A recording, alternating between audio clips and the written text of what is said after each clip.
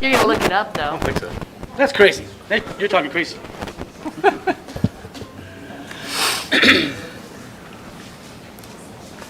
What was she thinking of?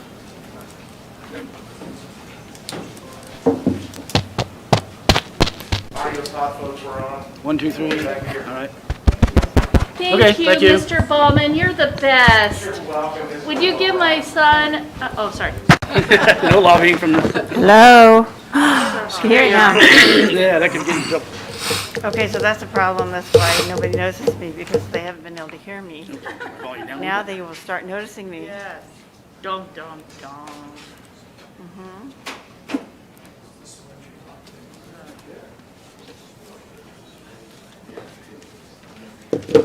But it's still the mic. I'm gonna go for it. Okay. I call to order this meeting of USD 49 Board of Education for April 26, 2021 at 6:30 p.m. We have updated, let's see, we have updated our COVID mitigation procedures, so while I'm sitting at my desk, I feel comfortable to remove my mask. That's what we're asking students to do. So can we follow you? You're at your desk, I'd say yes. And then I'm going to go back and forth quite a bit. Yeah.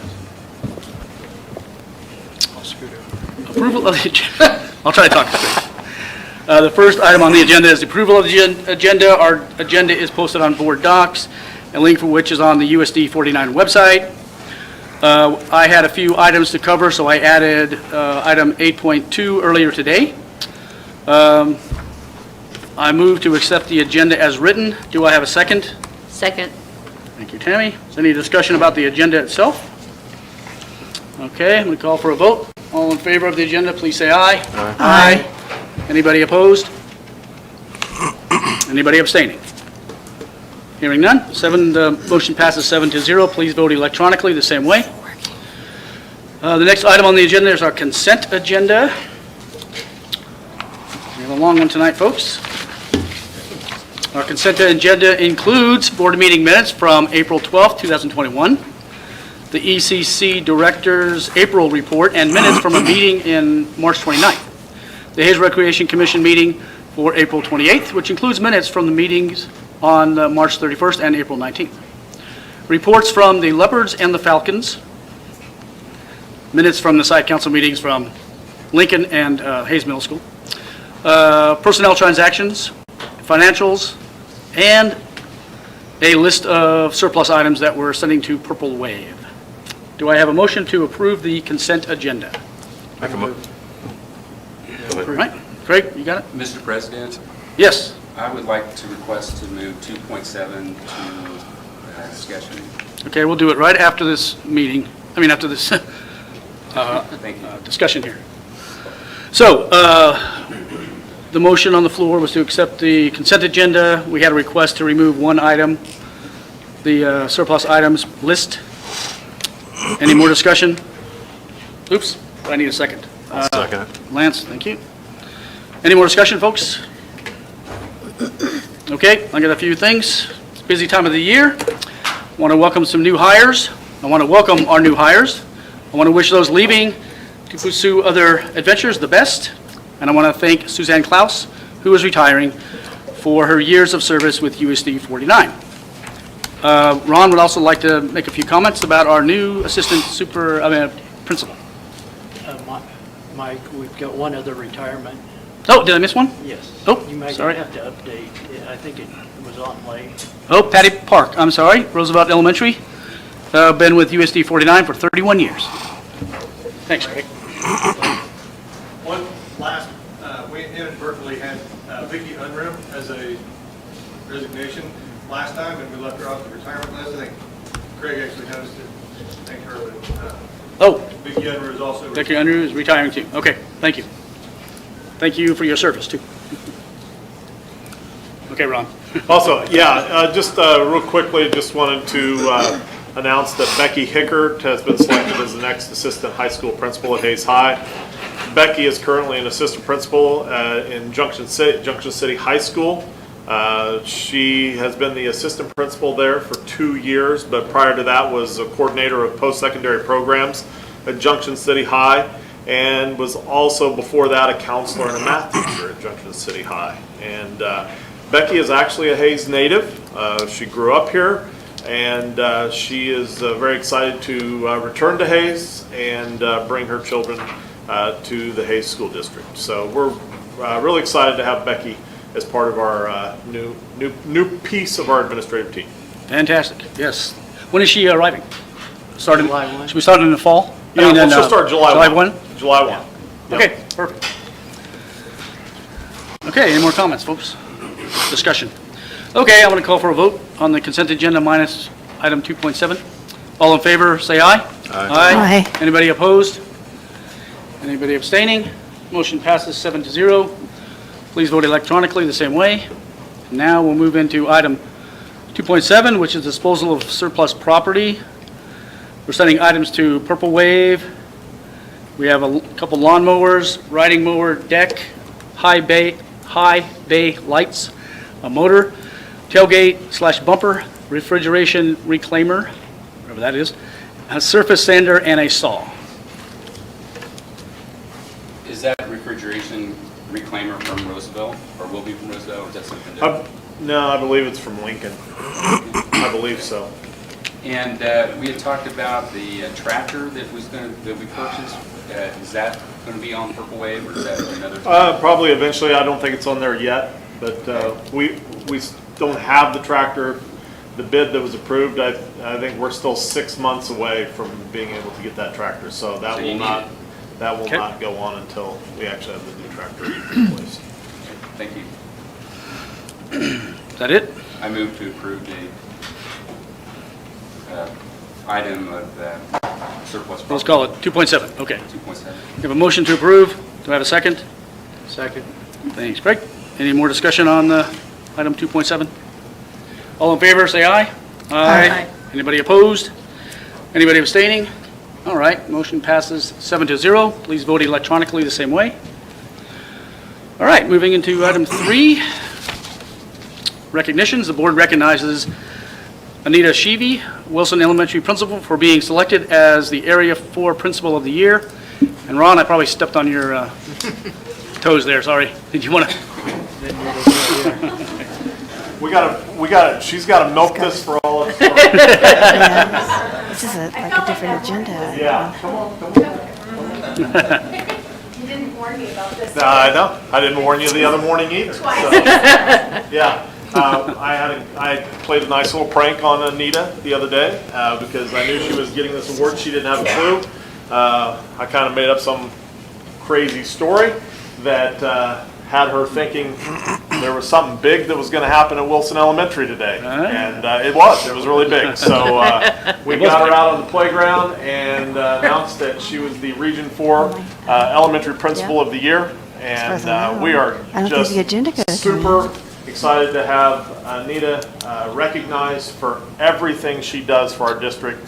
Anyone who's been around Anita knows that she puts her heart and soul into being just a great principal. And so this is just a nice little feather in her cap and a way to reward her for all of her excellence. Feather in our cap too, I'd say.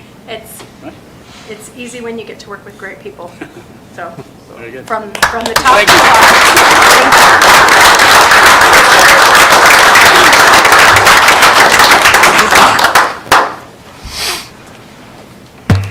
Alrighty, now we're moving into the next item, which is item 4, public comment. It's an opportunity to speak to the board. If anybody in the audience would like to speak to us, go ahead and raise your hand. Okay, thank you. Go ahead and step up to the microphone. The general rules are, please state your name and where you're from, and you have 3 minutes. The board might ask clarifying questions, but if not, don't feel insulted that we didn't talk to you. Okay. Again, my name is Julie Eikenberry. I was here at the last meeting. I am here again. I am back here to ask you just once again to please consider allowing the parents to make the decision on whether their children will be masked or not.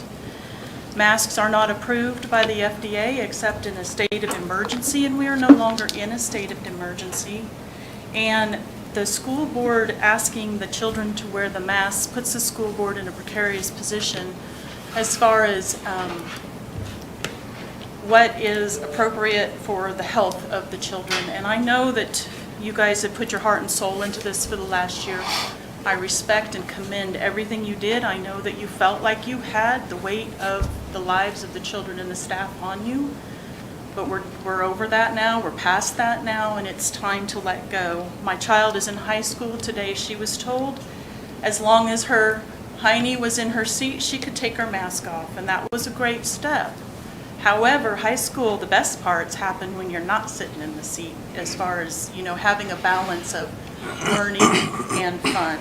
So the kids need to be unmasked, and the reason I am here asking this again is because as I was walking out of here during the last meeting, I felt like maybe we'd be revisiting this in September, and I just want you to know that as parents, we don't feel like this is something we want to continue past today, much less into next year. So I'm just here one more time to ask you to please consider unmasking the kiddos, letting them smile and be happy and be healthy, and maybe we can just put all of this behind us and have a great year next year. Thank you. Great, thank you very much. Appreciate it. Thank you. Very good, very good. Any other public comments? I don't see any hands. Okay, moving on to item 5. We have a couple of presentations. We want to hear from Eric Burks, president of NCK Tech, and Amber from DLR. Ron, do you want to say anything, or should we just have Eric? No, just let Eric take it away. Okay. Or John, do you want to say something? Okay, John's going to say something after. Okay. He's gonna wait. That's smart. You take the heat. There we go. Perfect. Well, good evening. My name is Eric Burks. I'm the president at North Central Kansas Technical College, and I appreciate the opportunity to visit with you here this evening. I've got a slideshow. I handed it out to all of you so you could take notes, or if you have some question for me, you have my card there as well. And then the other document is just our view book, so you're more familiar with the programs that we offer and what the college is. I was told to keep it brief, and if you know me, brief is a challenge. So I'm going to keep it to the 10 slides that I've got here. I'll answer any questions. If you want a longer version, I see Sarah's in the crowd, so I do speak at the chamber for a little bit longer presentation for lunch on Friday. So if you want to come down and hear me talk more, that's really, you just lost a pretty good crowd right there, Sarah. But anyway, my name is Eric Burks. I share this with you mainly so that you know that I did have roots in K-12 education at one time. I was a business and computer teacher, football coach, track coach. When I was at Jewel, I drove the bus. I mean, you just do everything. And so I'm sure to be principal, I see the principal of the region nodding her head, and she knows that's what it takes to make a school work. And so you just do what you have to do. And so, but those are my roots. I did start at the technical college in 2009, and then became president in 2012, and have been president there since. So I know quite a few of you and seen you around, but just kind of wanted to make sure that everybody here knew who I was. Unlike Tom Albers back here, I'm not much of a braggart, but I haven't seen him for a while, so I give him a hard time. But I do brag on my family. That's one of the things, and so my biggest accomplishment are those 5 children and staying married to that woman there for about 25 years in August. So I also like to brag on, and I think it's part of my job to brag on our school. And NCK Tech has really given me a lot to brag about. And it really is a tribute to all the people that aren't here, more so than the person that is. But we've done a great job leading the nation. And so when you think about that, that's, generally speaking, we're talking thousands of two-year institutions. We're not just talking in the state or in the area. So we have, the Chronicle is kind of like the Chronicle of Higher Education is kind of like the Wall Street Journal for higher education, and we were ranked second in the nation this last year, but we've been ranked 3 of the last 4 years in the top 7 for graduation rates, and we think that's really important. Students who are coming to us for a purpose, and we're helping them accomplish that and get out into the workforce, and so that's really what we're focused on. The top 150% is actually in the top 10% in the United States. We've received that every year, that recognition every year that it's been available. It's a 2-year cycle. Also Forbes magazine, and we were ranked number 6 ranked number 6 in the United States as the best community college by best schools. So some national recognition, but what we really care is being recognized by you and by students, people in our community. That's where the real value is, but I have to share these things too. We do thank you for your partnership. We appreciate the opportunity to work together with Hayes High in particular, and really I'm sad to hear that Marty and John are both hanging it up, but they've been tremendous to work with over the years. Tom Albers, before John was there, spent a lot of time working with him. That's why I'm giving him a hard time, but really I've appreciated their understanding of the importance of career and technical education and really working together through all of these years. We do want to continue to enhance the opportunities that we have for students, and so that means not just through the training that we provide, which obviously is a big part of it, but also the facilities and equipment that we can share. I think you're aware that we donated some welders to the welding programs so that we can start to do more there, and we'll talk about that more specifically in a minute. But overall, and it's really exciting, I was talking to the band instructor over here, and he's a Hayes native, and just keeping people in this area, I think that's really important, and I think Hayes does a great job of that. It's amazing how people fall in love with Hayes and want to stay here, but I think that we've just got to continue to work towards that. So that's something that we take a lot of pride in helping do. Our graduates tend to stay in the area or they go back to their hometowns, which we think is important. We are a fully accredited college. I've had to remind the City Commission of this several times. It seems like every year one slips and calls us the VOTEC, so I put it back on there again. So as long as you don't call us the VOTEC tonight, maybe I won't put it on the next time I'm in front of you. But anyway, it is important that you know, since 1996 we've been a college, and the importance of that is for students. Our credits transfer, just like they transfer right into Fort Hays State University. I was talking to somebody, Craig, about his daughter who transferred from our nursing program and went right into Fort Hays, and everything went right through. So that's not possible unless all the work that goes into being a college and staying accredited, and so it's important that people understand that. So really I'm here for my 10 slides to talk to you about partnerships, and I'm not going to go through each one of these, but you can see this is just the ones that I thought would be very recognizable here in Hayes, and I'm sure I've left somebody off. That's always the challenge when you have a list, is there's always something that gets left off. But we've got a lot of partnerships and a lot of people that we work with that I believe partnerships have to be mutually beneficial. It doesn't do any good if NCK Tech wins only, it's not going to last very long. So I think it's really important that as we work together, there's a benefit to both sides, and we can continue to make it work with that in mind. Specifically, we're here to talk about our partnership with the welding program and Hess Services, or at least I'm going to focus on that here for a moment. And I do want to introduce Joe LaRue, and he is here from Hess Services. He's the operations manager. And I didn't list Ashley Steiner. She's actually a former employee of ours that now works for Hess. We've traded back and forth a little bit on a few people, but only the good ones is the ones that we trade back and forth. So, but anyway, Mark Hess is the Vice President of Operations there. He's also a member of the Technical Education Authority, which is basically a subcommittee, I guess I would say, of the Kansas Board of Regents. And so they focus on career and technical education in the state. And it's through working with Hess Services, Joe in particular, and then Leo Dreiling, who's the instructor, that we've been able to forge this partnership and be able to teach Ellis High School students welding, and now we're looking forward to being able to do that with Hayes High as well. One thing that's important to point out, and this was called, if you may have heard it at one time, it was called Senate Bill 155. Is everybody familiar with that? I don't see a lot of nodding of heads. Okay, that was what it was initially called. It's now called Excel and CTE. One thing that happened in there is 1 year after the legalization of marijuana was Senate Bill 155, and so they decided they didn't want any confusion there, so they changed the name of this initiative. But essentially what it does is it allows high school students to take college technical credits for free and tuition free. And so when they take the college welding class that we'll be teaching, the tuition on that will be free. And that's a pretty big deal, and that's true of all of our programs. And we've had a lot of Hayes High students over the past that have taken advantage of that opportunity. Senate Bill 155, Excel and CTE, has been around since 2012, I believe, 2012 or 13. So it's a great opportunity that we've been able to really take advantage of with Hayes High.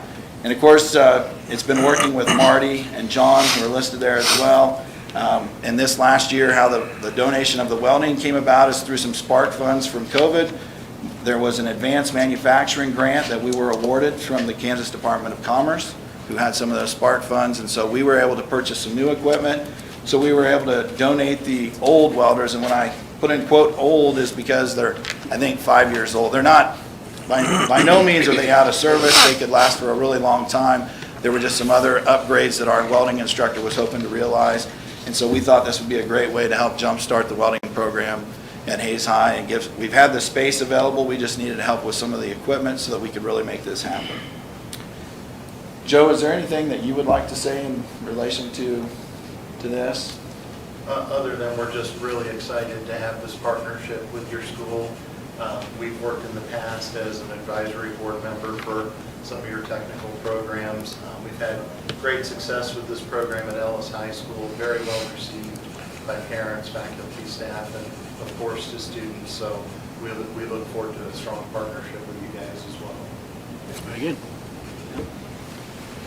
I thought it was important to also kind of highlight some of the things that we're already doing. So these are things that we have set up in the past that probably do date back, well, not probably, they date back further than I have been at the college, which would have been when Tom was the assistant principal there at the high school. But the Allied Health Program has been really successful for a number of years. We've had to reformat it, especially when Senate Bill 155, again, I'm sorry, I'm stuck on that term, but Excel and CTE, when that came to fruition, we had to readjust kind of how we looked at that, but that was a partnership that we've had with Hayes High for a long time.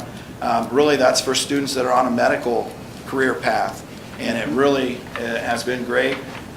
Hayes Med donated some beds this last year that really helped make it possible. I think you're aware that we are in the high school building with our instructor, which I think has increased the access for students tremendously.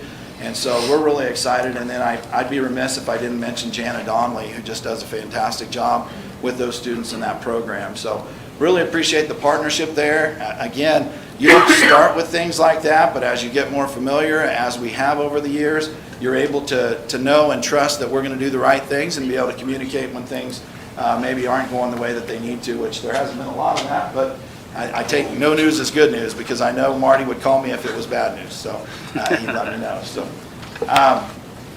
we've also done some electrical technology. Again, this is just students, usually more of a singleton type of situation, 1s and 2s, that are going to our electrical program and basically taking that with our post-secondary students at the same time. Tools have always been kind of an issue there. Tools get expensive, and so we've had to be creative there, and sometimes that's been a barrier for students to access that. But I think there's some growth and potential, and just as I maybe didn't mention before, Hess, I think, would hire about every welder that we could produce. Is that pretty close to right, Joe? And more.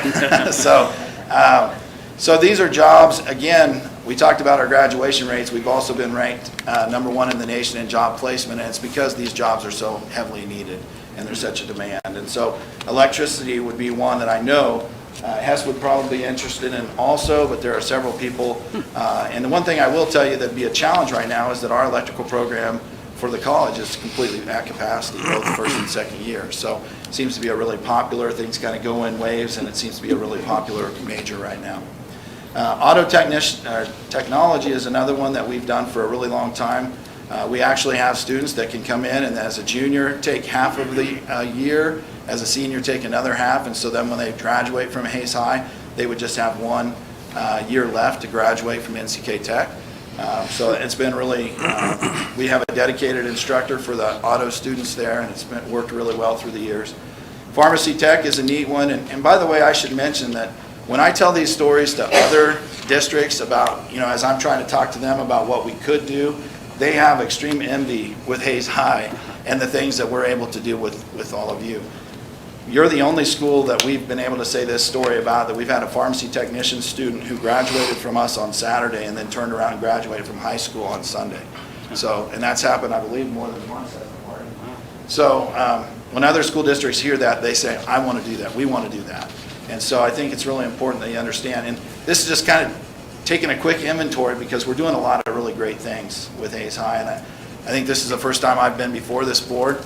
and I want to make sure that you understand it's because of the leadership of the folks that you have here that really have made this possible, and I think there's more that we can do to really advantage students. Culinary arts is another one, and I think it's worth noting that we are moving to the Rose Garden next year. We've been at the Hadley Center, but we'll be moving back to the Rose Garden next year. But we've had a lot of students that have taken at least classes, maybe not the whole program, with culinary arts. So I looked at you several times around, so you can defend yourself now if you want to say anything about these programs.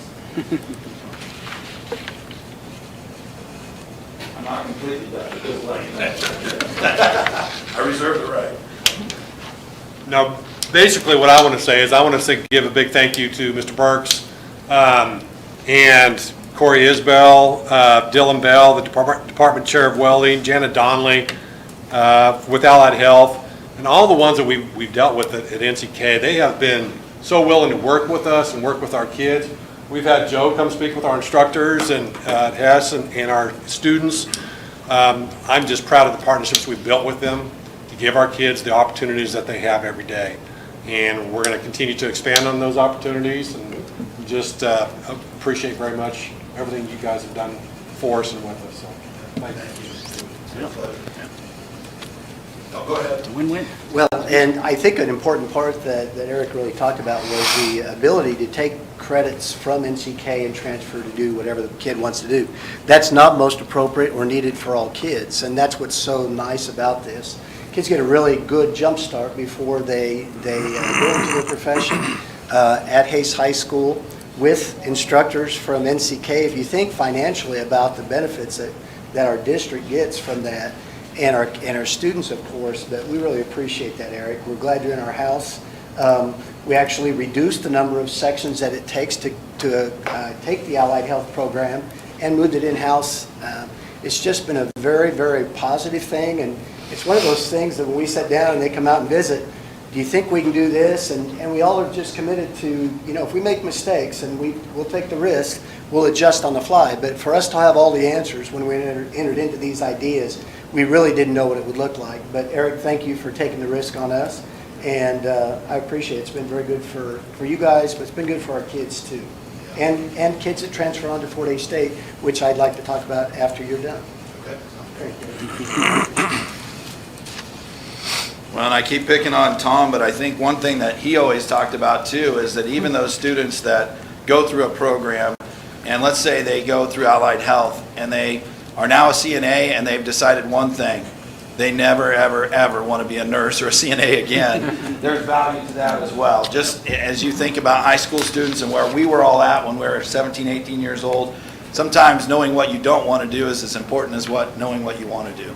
And I know Tom and I have talked a lot about that in the past. So really appreciate the opportunity to work with, again, Hays High and USD 489. We also do concurrent credits. I know Fort Hays, the university, does a lot of those as well, but we're really happy to have the ones that we do. And again, my own son, I keep trying to convince my children to go to the 2-year route. I finally convinced my fourth. I mentioned earlier I've got 5. My fourth is 17. He's going to go to a 2-year route, but we don't offer it. He's going to end up at Manhattan. Out of all so I won't have any of my kids. The other 2 are here, and maybe they'll be hires of this district someday. They're both going into teaching, which obviously is not something that we teach, and my oldest is going to be a civil engineer. But all of my students in my family and also in other schools have taken these credits, and they transfer right into whatever institution, including University of Missouri. I know if you're a KU fan, that hurts, but they do transfer there too. So we've had students transfer from all over. The other thing that I think is important is we've been able to incorporate other schools into this as well, and we're hoping to do this with any openings that might be in the welding program as well. So if we don't round out the class, and TMP, Ellis High School, which we already have it there, Russell High School I know has participated. I think we might have even had some Plainville students at one time that have been in the Allied Health program. So again, not sure exactly how that'll work, but we found ways to help serve other districts and other students who are doing that. And if you think about that, you might go, well, what's the value to USD 489? Well, there maybe isn't a ton, but the value to the community and having more employees for the businesses that we're supporting is huge. And so I think that's really, and we're helping students, and that's what we're all about in education.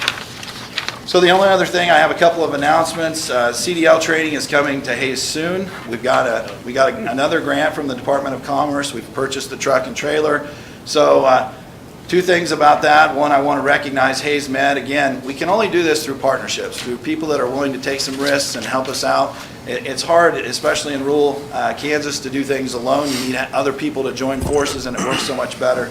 And they've been very gracious in allowing us to use the parking lot out at the NEW building, the Sykes building. I'm not sure what you call it locally. I always call it the NEW building, but for backing skills and stuff. The other thing I would tell you is we get more drivers and they're driving through town. Please be patient. That's the number one complaint I hear when I go speak at Rotary or anywhere else is, wish you could get that truck to hurry up, okay? Which is the exact opposite as what we hear when they're actually out on the highway and driving. And so we're trying to get them trained well, and sometimes it takes them a little longer to drive through town and all that. So, but hopefully you'll see an NCK Tech truck driving around town, and we'll be training some CDL students, which again, I know not just Hess, but several people in town are very anxious for us to get that started. We are looking for an instructor, so I don't know if Marty or John are CDL, but maybe that's something they could do in their retirement there. I don't know. So anyway, also I'd be remiss if I didn't mention, and Sarah would be really upset if I didn't tell you that we have an open house and a ribbon cutting on Thursday, April 29th at 3 p.m. And we do sell a house every year. It's been interesting because we sold a house in Hayes first for the first time last year. Of course, COVID, it wasn't finished, and we didn't know how that would go. It actually sold really well.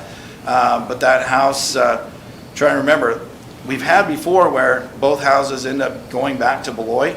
This time, both houses came to Hayes. So I always go up to the second place bidder, and I'm like, we have another one. And did that last year in Hayes, and so they went to Beloit the following Tuesday and purchased that house, and it's now in this community as well. So I think that's something that we're helping contribute to. I know there's housing issues that we're talking with Doug Williams to see what we might do with the new Tallgrass Edition, isn't that what it's called? Yeah, out there to see if maybe we can get involved and get some students helping with those buildings as well. And I would just mention, you're all business owners, you're all people who have other things to do besides the school board, and for the district too, as far as that goes. If there's some customized training or something that we could do for your business or entity, please let us know, and we'd be happy to talk to you and see what we might be able to do. And so again, we're doing a lot of great things here at USD 489 and with NCK Tech. We want to be a strong community and educational partner, and you have a nationally recognized two-year institution right here in your own backyard. So if you don't learn anything else, besides that we're not a VOTEC, you can take those things with you. And otherwise, I'll stand for questions and I'll get out of your way because I know you've got more of a meeting to have. So. Well, real quick, it does sound like a win-win or a win-win-win. I mean, I don't know why we would not be doing this kind of work. And you're right, my daughter took the culinary program for one semester and realized she did not want to actually be a chef. So, so that's valuable. That's right. Saved you some money there. Yeah. Maybe. So. Any questions, folks? Well, you did a Thank great you very much. presentation, I guess not. Thank you. Great Appreciate it. job. Yeah, appreciate yeah. it. I think it's excellent. Thank you. Mike, if you would allow me to also, Oh, sure. Go ahead. when students choose to go on 4-year, the articulated agreement between NCK and Fort Hays State is really priceless also. All right. This is a list of the courses that we do concurrent credit with through Fort Hays State University, and then NCK is on that same page in this comes from our course guide. We do have one other class that we have added. We'll do Music Theory 1 and 2 next year also through Fort Hays State University. But it's just, a kid has the opportunity really to start in their first semester as a sophomore if they want to. And so, again, appreciate NCK and Fort Hays State Universities on the concurrent credit side. If you could scroll down just a little bit, Jess. Thank you. We also want to acknowledge again the team program and make people aware of that. Maybe some people that are watching that are interested in teaching and want to come here. The team program allows us to continue to build our own concurrent credit teachers in-house. What was happening was, as we were aging, raises weren't happening, and young people couldn't afford to get their masters. And consequently, I remember several of us from Hayes High School, Dean Catt, and then John Thyssen, went and met with Joey Lynn and a few folks, Mr. Carleen or Dr. Carleen out there, and we talked about what can we do to prepare for the future? How can we make sure that concurrent credit stays in place, not just for our existing students, but the future of Hayes High students? And we left that day thinking we know it all has to do with making it affordable for our younger teachers to work towards that master's degree, to become qualified to teach concurrent credit. And by golly, Dennis King and Joey Lynn came out and said, boy, it went really well with the cabinet, the president's cabinet at Florida State University. They came up with a team idea that said basically, if we acknowledge that we need this teacher to become qualified to teach concurrent credit, and the superintendent signs off on it, Hayes USD 489 will pay for $75 per credit hour as they work towards those 18 graduate hours. Fort Hays State University will write off 75, or at least not charge them $75 per credit hour, and they're left with about a third of that cost for graduate credit. If you think about that, folks, that is huge. That is huge. And I just want to again acknowledge that it's a good partnership between another secondary institution in town as well. We've had many people do this. We have different people that are qualified to do concurrent credit, and we really have secured for the future for future students at Hayes High School. And we appreciate the Board of Education and Fort Hays State doing that. Down below, we really felt, Amy Miller, one of our counselors, and we were looking at pre-enrollment, and we were seeing our parents writing at $218 a pop, $218 per credit hour. For a 3-hour class, you're talking about $654. And we knew that even though we were offering a lot of classes, there were some kids that quite honestly just couldn't afford it. Even with some of the Peace Awards and those things, they just couldn't afford it. So Amy and I went out and met again with Joy Lynn, Dr. Lynn, and the Vice President of Student Services out of Florida State University, and Dennis King, and said, guys, I think we have a good partnership, but we know there are some kids that can't afford this. They can't get government aid while they're in high school to take college credits. Can we do something? And it was a month or two later, they took it to the cabinet again. Dr. Tisa Mason, I want to thank her publicly, because they really showed up. And they changed, as you can see by the numbers, that the per credit hour tuition rate for our kids dropped from $218.67 down to $125. Almost, I mean, it really, when we get into partnerships with Martin County Community College and North Central Kansas, it really did put some pressure probably on Fort Hays State University to kind of answer the call as well. And by golly, they came up and they said, we'll only charge you $125 per credit hours. A lot of you guys are parents. And I'm telling you, you just don't get a better deal in town than that.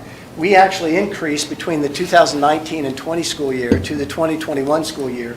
We increased our enrollment in concurrent credit by 26%, reduced the rate per credit hour by 43%, and the overall tuition cost to our families dropped 28% as well.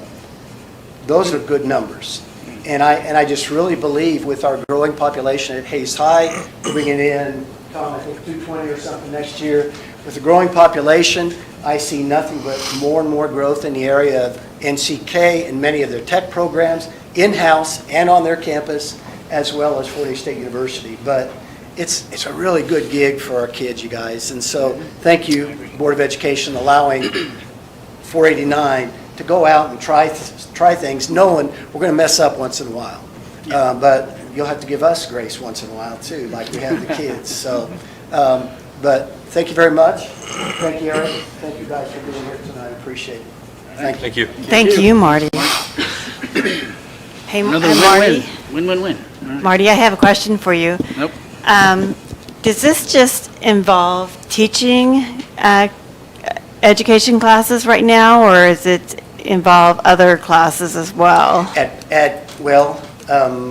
Could we see the list of courses again, Jess? Oh, I'm sorry. I must have missed that.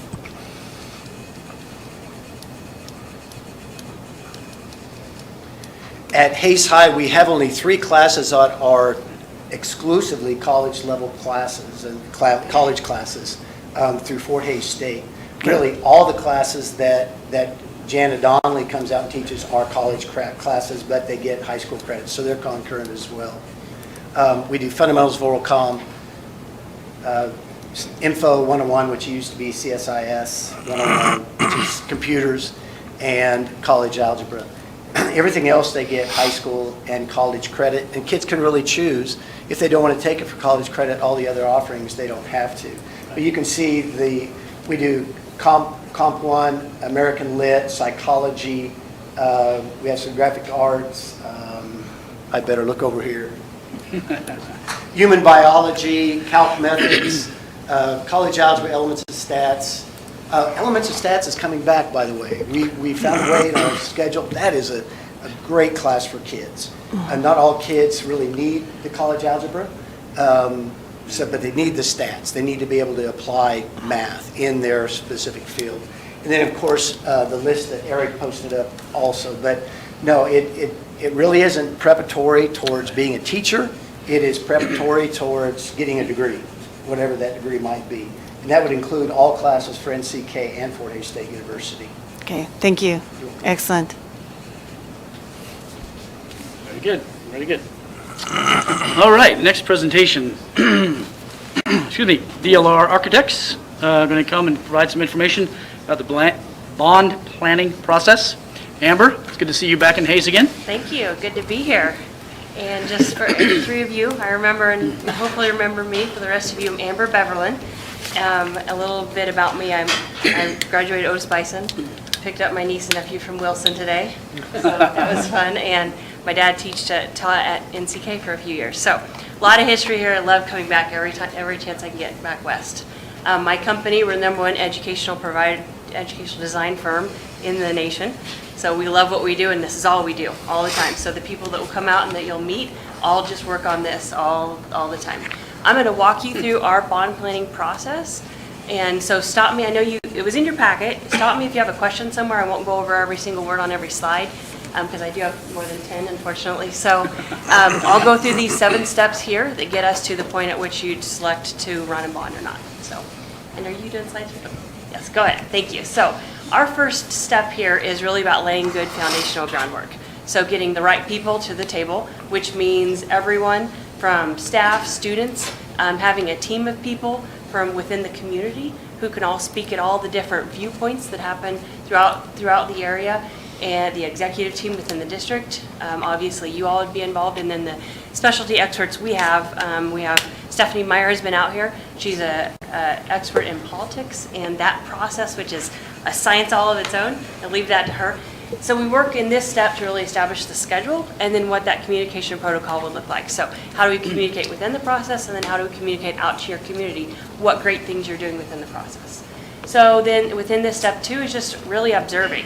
And this would be, all of this is revisiting, right? So we'd be re-observing what really it looks like in each of the school buildings. What is that experience for each of those students? And then moving on from that, we call it clarify as our next step. So this really has 2 parts to it. The educational elements, which is really talking about next-gen learning environments. Do you have them? Do you have the things to support those ways you want to teach, the modalities you have here? Or do we need to do things to update those learning environments so that you can provide those opportunities to your students? So that's all those things, demography, what the enrollment looks like, what kind of systems you have, and that, go ahead. So the next page then is really those physical elements. So your average age of your buildings is over 50 years old. So you have obvious needs, and even just in maintenance, not just the updates that I was talking about for as education changes in all of those years. So we're talking about what the systems look like. Are you ADA compliant? What are systems are aging out and need upgrades like that. And then we move on to our next step, which is called share and inform. This is like the fun step. So we get to do a little bit of divergent thinking. What else is happening across the country, across the world in education that would apply here and provide you opportunities, things that you could bring in to provide better opportunities for your students. So are there auditoriums? Are there athletic facilities? Are there different environments we can offer to the public? Have those partnerships, enhance those partnerships we were already talking about tonight. And you could breeze through these. There's some performing arts, different images in here, different things that we've done, just to say that there's so many different ways these things can be done. Athletic facilities can look something like that, which is Joplin and obviously much larger high school, to different spaces that would really be localized to what you need here. Collegiate level facilities as well. public spaces are something that really apply across the curriculum that you teach day in, day out. So it's where they eat, but it's also where they make, they can go and do different hands-on learning experience. They can make some of those relationship building opportunities within their student culture as well. And then, of course, the collaborative learning environments. Those are classrooms that we're talking about. But how can we enhance the classrooms to provide the pieces that you need so that again, we can enhance that the teaching modalities that you want to use. And one way we do that is within this step here. So this little wheel shows maybe us sitting down with some of your educators saying, okay, here's one class curriculum that you would have. Okay, how would we do that, and what spaces do you need to support that? So that looks like I need 3 days of the week, I need a space where I can teach 6 kids at a time. And then the other 2 days, I need a space where I can bring 60 kids together. And how do I do that? And that's working through what does that learning suite look like? How do we support those different modalities? And that extends from the CTE programs we've been talking about, from STEM, those college and career ready, any kind of collaboration spaces that can support more than just that classroom where everybody's sitting looking one direction. What else do you need in addition to that? And all of that is supported by the research that we do ourselves. So we have primary research. I mentioned Joplin, that's one of our schools that we designed right after the tornado. Took a lot of time to design that huge school, and then we went back and said, is this working the way it was planned? And if not, why? And how do we enhance that? So we have tons of research that supports these things, all to say that we want to make it an individualized learning environment for all of your students so they all can thrive. So the next step, then define, looks back at that beginning step.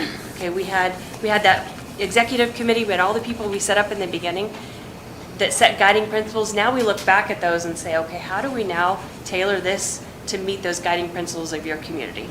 Here I would look back at the guiding principles we set at the beginning of the last process and say, what of these apply and how do we want to grow from these, and how does it's our guiding light, right? It sets our sail. From all of that then, a detailed program will come out of that in our Imagine step that really it's a customized detailed program. So it'll be very specific about every facility, which ones are we touching? If so, what kind of upgrades are they needing? Are there different spatial adjustments? Are there additions, renovations? What does all that look like? Very specific to each facility. Really, it's all about now applying that divergent thinking to your facility. So, what does a media center look like now? Is it, we called them libraries, so now it's a media center, and it's probably going to change names again. What does it look like? It changes every few years. These environments need to keep up and change with the way you're teaching. This is something I was kind of mentioning, that learning suite. We are seeing this so much now, where schools are getting learning suites. So you have a regular classroom, you have that classroom that we all grew up in, but then you also have a small group space, you have a space for a couple groups together, collaboration, then you have a maker space right next to that. Opportunity for kids to all learn in different ways, at different paces, with different opportunities. So from all that, then we'll look through different options, just to look through, and this is where there's lots of touch points to the community, because that is the aspect, right, is what does the community want to support financially as well. So there's lots of options that we talk through, and then we touch back to the community on how much we want to financially support those, and it's a lot of discussions about what those options include and how they address the needs within the community. And then from that would be, if there was a bond option that was selected by that committee that we had set at the beginning, they would bring that to you. You would vote on that, hopefully at a unanimous approval, and then that would go out to the community for a bond campaign. So we can talk timeline. That's something that we would set up later, but that is super important. And what we do is work back from a date that we want to ideally run that bond. We work back. And the campaign is about a lot of touch points, because it's really important the community is educated about the campaign, because the worst thing is to get a ballot and not know what it's about. If that's the first time you read about it, it's not good, because it's not going to get a yes vote in that way. So really it's about educating every member of the community so they understand what that is about, and then they can vote in an educated way. So all that through, then to say we move into where our rubber hits the road, we work through our documents. So if a bond were to pass, Then we work through these phases, which is really just goes from big picture to detailed. We work through, I have every engineer in-house, every discipline in-house at my office, so we all work side by side again, all just in education. Work through those detailed drawings with Navels. Ron's here tonight too. So your construction manager works with us to ensure that we're working along, following those guiding principles, following that plan that was set and voted on by voters, but then also staying within your budget that was set as well and passed by voters. All the way through to construction, and that all has a schedule that we work through as well. So I buzzed right through that. I don't know if anybody's got any questions. I do have, oh, go ahead. No, go ahead, you're fine. Well, thank you very much. And let me get to my notes here. So I guess at this point, can you establish a little or expand a little bit more on, obviously we've done 2, and I think there's been a lot of learning that we have hopefully gained from what was successful, what wasn't successful. How does that interweave with all of what you just said? So the step you just took, the survey that you did? Yes. The best first step you could ever have taken. So the biggest point in that would be going back and looking at that survey and using that as a guiding light. So what were the pinch points? You know, what's the pain threshold? What are the things we need to research? I think, like you said, we learned from the last, when the last timing of the last ones, voter education of some of the last ones. So learning on those pieces, but that survey is going to be a huge guiding light in that. I think it's going to tell us a lot about what we need to expand on. A lot has happened in the community as well. Just recently, everyone has gone through with the pandemic, but also with you had a city sales tax that passed. Is that right? Mm-hmm. County, I'm sorry. So just knowing things, I think things look differently than they did when the last bond ran, and obviously different than they went before that. So taking all that into account, I think, and that's part of that executive team that I talked about at the beginning. That's a big piece of their job, is to bring all those points into play and be sure they're telling us, we need to go talk to these people, we need to research these pieces, and dive deeper into these parts. Does that answer your question? Oh, yes, yes. And I guess at this point, let me make sure I was writing down some questions. Do you, at any of these points, compare, contrast with other school communities around us, especially our league? Because I think visually, it would be good for a lot of the people that don't have a need to go see what other schools that we are competing against. And of course, these are also not just communities we're competing against from a academic, athletic perspective, but we're competing in terms of recruiting employees. Absolutely. So to just clarify, so you mean talking about what their facilities look like, so we have an understanding where that bar is? Absolutely, yes. Good. That's a huge piece of it. So yes, we've worked a ton in Kansas. We have a lot of history in Kansas, and Avalon has a lot of history in Kansas, so we do have a lot of that firsthand knowledge we can bring as well. And I think that's a great point to make sure and kind of refresh, because you do want to stay within your league, or even, at the top end of your league. Awesome. Absolutely. And the only last question I have, and thank you for letting me dominate, but the only last question is, if I've already gotten a few ideas from some educators about the learning environment, and of course, I'm not sure what would be the best route. Do we pass those along to you, Ron? Do we pass them I along? think that would be part of the conversation, that if we ever get to that step, those conversations, those people will probably sit down. Yes. with Dylan. Absolutely. Yeah, ideally, we'd have not ideally, we will have educators within our different, in fact, when we set all those committees up, before we had a community group, which are, primarily those people are community members first. They may be obviously wear other hats, but they're speaking, from their community voice. We have a educator group, so that's where they're telling us, here's the deal, I'm in the classroom all day, and this is what I need, or this is what I'm missing. And then that executive team that speaks from a district level. So we talk to all those voices throughout the entire process. So it's interesting, we had some folks on the community team that were from, I guess, represented small business or whatnot. But I've had a few people contact me that are business owners and involved in economic development, for example, saying that they want to be involved this time. So that's something we need to focus on too, is bringing in, I don't know where they fall, community group, I guess, but Absolutely. yeah. Those, oh, absolutely. It'd be great to have all those people and connected as Yeah. well. Would you recommend a couple board members to be on the main team? All 7 of us can't be there at one time, of course, That's how but we did it previously. yeah, we had a couple. Oh, okay. Yep. Yeah, you were on that, yeah. Okay. Any other questions, folks? Besides, thanking you very much for driving all the way out here for Yes. 10 minutes. I got to see my family, so it works Yeah, out true, great. true. So, like I said, I mentioned Stephanie, she's been here as well, so she's my partner in Oh, yeah. crime with this as we work through this process. And then we had a group of people who supported us as well back when we were, in the buildings, walking them and working up all the options. They'll be all involved as well, so we're excited to get started again. The only thing I think we want to stress this time, although I think we may have done it last time, was that I think there was a perception that you were sort of leading us down a path. And that certainly was not true, because I was in those committee meetings, and I was in the vision team, on the vision team. So I think we want to make sure that we get the word out that it's our community coming up with these ideas. You're the experts, though, and can tell us what's possible, Sure. but I think it's Yeah. important for us to know that it's community-driven.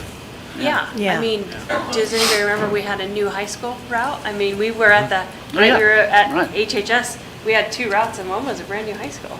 Yep. And there were votes on it. So, I mean, I wasn't driving, it's our job to make sure we're facilitating the process well so that you know the options that are out there. Navels is helping us with the costs and the schedule side of it. I'm helping you with what's been happening in education.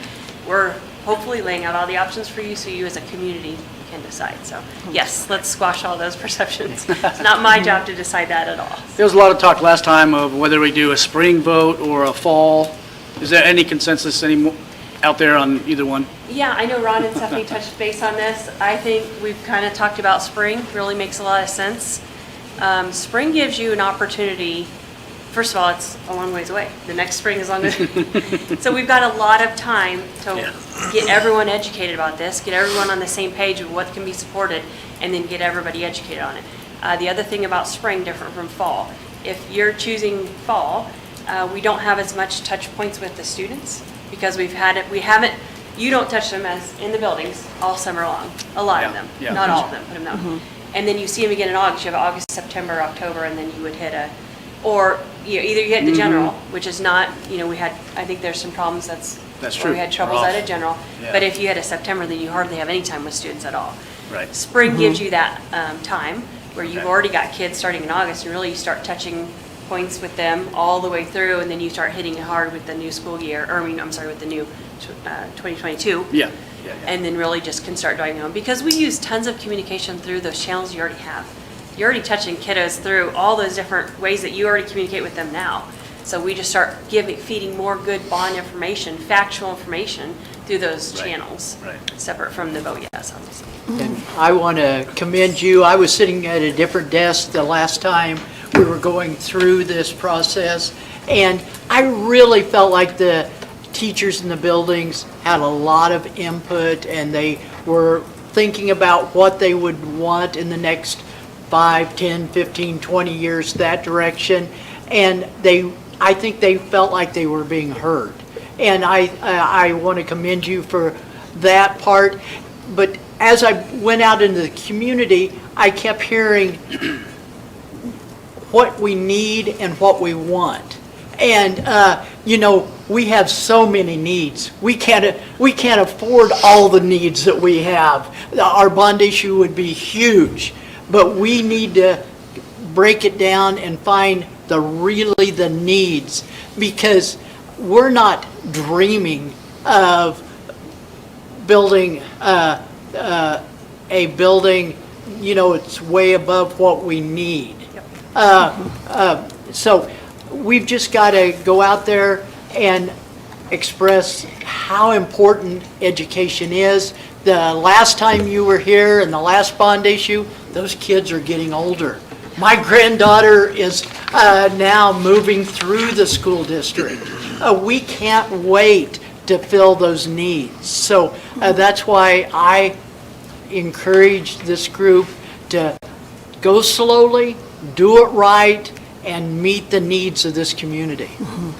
Great points. I'd also say, I think that's a great analogy between the needs and wants, and then there's what can be on a passable bond. So I know I had heard in past that there was, oh, see, we don't have those needs after all because we took them off a bond. There's a difference between what can pass in a bond and then what can, there's still going to be needs, like what you're sharing, that never can get to the bond. And those were big even. conversations in Yeah. both of those, It's very- I think both of you set in on a number of Right. those as far as the needs versus wants. So I mean, I think that's something we have to keep in mind, but. So being new to a board that hasn't gone through a bond yet, what is, we've obviously done our survey, but then is this coming from you, us driving? What's then our second step? Well, this is maybe second step, let's say third step. I'll let you take that. Okay, so I would say next is establish a timeline. So and that's what I kind of mentioned in that first step, as we start our first organized step, would be talking through a timeline, and part of that is, it's talking about all public entities, right? So talking to the businesses, but also talking to the county, talking to the city. Really just making sure we know everything that's out there as we start to talk about, okay, is it fall? Is it spring? What are those timelines we're talking about? And then what are other factors that play into that? So we understand all those different facets going on. So setting a timeline is really your next step. And then we work from that and say, okay, so we don't want to fatigue anybody with meetings. Y'all are already so busy, right? So it's like working so that people want to come to meetings and they're interested. So not having them too far apart that we can't remember the progress we're making, but not so close together that people are like, I can't do that. I have so many other commitments, can't be part of that. We want people to be interested and be here. So setting that sweet spot of timing. So setting the end date and then setting kind of working backwards, setting the timeline for what we can get our steps done. Yeah. And those are kind of your next number 3 step. That's a good idea. Good. Yeah. Can you give us a ballpark? I know it's different, but you've been in Hayes. From the time the board is, like we said, we're moving slowly, we want to do it right, but once we say, we're going, what's the ballpark, how many months? Well, I said a 7-step process. I think, knowing we've already been through it here, I think it should be probably more than a month a step. So I think you need to look at more like 9 months, I don't think a year is unrealistic here. When we talk about I just April. wanted a ballpark. That's what Stephanie and I visited on. Not that anyone is held to this timeline, but ideally, maybe if the board would want to move on a bond campaign, we would probably be looking at April, so a year from now, as a possible vote. Right. That's what she probably said, gives us enough time to work through everything and get out to the people and talk and educate, and that gives us plenty of time. Thank you. What I have noticed in the community when I have been out there, whenever, in general, I don't even have to bring it up. If people hear that I'm on the board, they immediately bring it up to me, and it's always a good idea, which is so different from the last time. Wow. Last time it was like, we don't need that, Right. but it's just such a different environmental. So can you put your finger on one reason why, or 2 reasons why? I don't know. I don't know if these, the younger people now, their grandchildren are going to the schools now and they're seeing this, or what the situation is. But the attitudes are a little bit different this time around. Well, I'd just say one thing, Lori, is to remember that, and just like Amber said, go back to our survey. One of the things that was very evident in our survey is that people are very supportive of what we're doing as a school district, and they think very highly of what we're doing right now. So I do think that perception of what is happening inside our district on a daily basis is definitely helping. Yeah, drive that. I agree. It's wrong. Yeah, It's wrong. well, okay, that's the second thing. Something we'll talk about too when we get into the process are vested and non-vested voters, which may be a term some are familiar with, but those are, vested, I have a grandchild, a child, or I work for the district, I have some direct connection. So Right. that's an easier understanding of why we have the need or what the needs look like, and an easier support of that body shape. Non-vested would be everyone else in that, not in those categories. So that's why I kind of asked about your why, because it's interesting. It would be great to know that next step. Okay, are most of the people you're talking to, are they vested? Or are they non-vested, and yet they still see the benefit because they have that support of they're seeing the great things that are happening here. Right, So it'd be right. great to have people in both those categories saying, Yeah. let's do this. Yeah, That's what we need. good point. Okay. Thank you. Thank you very much. Thank you very much. We'll be in touch. For sure. All right, we got some deciding to do. All right, let's move on to reports. We have two today. We have special education update from our Director of Special Education. And then we have a district communication from Superintendent Wilson. Kyle, I guess you're up first. All right, thank you for giving me an opportunity to kind of talk to you guys. I try to go around to all the boards that we represent with our co-op. Right. Once in the first semester and once in the second semester to kind of talk a little bit about the things we're doing in special ed. I'm going to start today talking about one of the things I really love, our students and our staff. I'm going to end talking about the other thing I love, which is the work that they get to do every day. And then somewhere in the middle, I'm going to talk a little bit about the money, and we'll deal with that as we go. But first of all, in the handout that I gave you, just gave a little bit of a rundown of the students that we serve, how many students are in each district, the number of special education teachers that we have in each of those districts, and then also some of the other services we provide. Of course, we provide, academic supports, preschool through high school, but we also provide occupational therapy, physical therapy, behavioral supports, and several other services, including some categorical programs where we bring students from multiple districts together, such as at Westside for our elementary, middle, and high school alternative programs, as well as our life skills programs and our gifted programs, or SPARK. In addition to those services, we also contract with others for services such as orientation and mobility for students with visual impairments, and teachers for the hearing impaired, for students with hearing impairments, which we contract with the Phillipsburg Cooperative North. And then we, of course, we do actually contract out for gifted services, teacher for students with visual impairments, as well as some other ancillary services for those around us, just to kind of make everything work.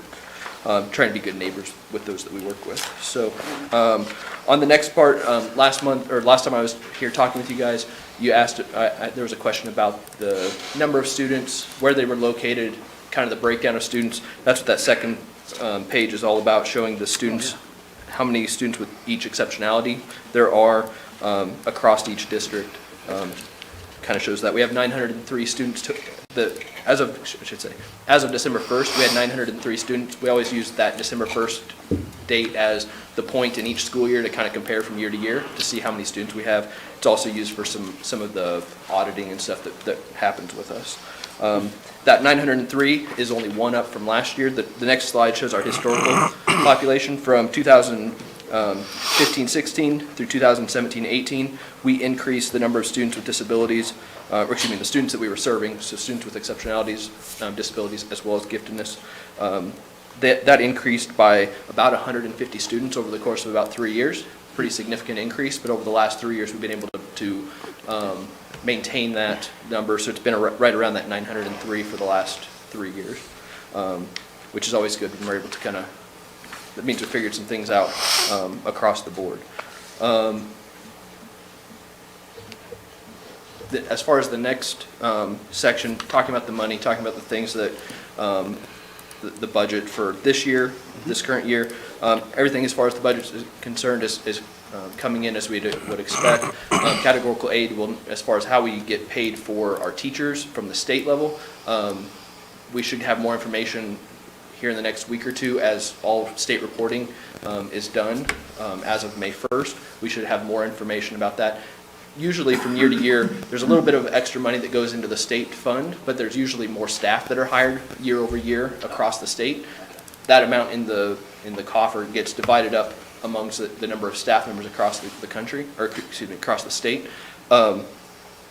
This year, there's actually been a decrease in the number of staff because some of our larger districts weren't in person, so they weren't hiring as many paraeducators, teachers, and other staff. And so because that went down, I do anticipate to see a little bit of an increase in that categorical aid, which would definitely be good for our budget. And it will also be good because next year, we kind of expect a rebound effect where there'll be a little bit more hiring, and so that categorical aid for next year might come down a little bit more. But still talking about this year, do anticipate ending with a cash balance in our special ed fund right where we expected it to be at the end of the school year. We did see a little bit of increase in our subs and our extra duty pay because of COVID. You know, we weren't able to, we had a lot more people that were needing subs, but then also when we weren't able to fill all those sub positions, we had more teachers stepping up and taking on extra duties, which saw some additional pay there, as well as with some paras that took on some additional duties, filling in for paras that were absent. So, Excuse me, but are you finding that this program that they have in the schools that is kind of a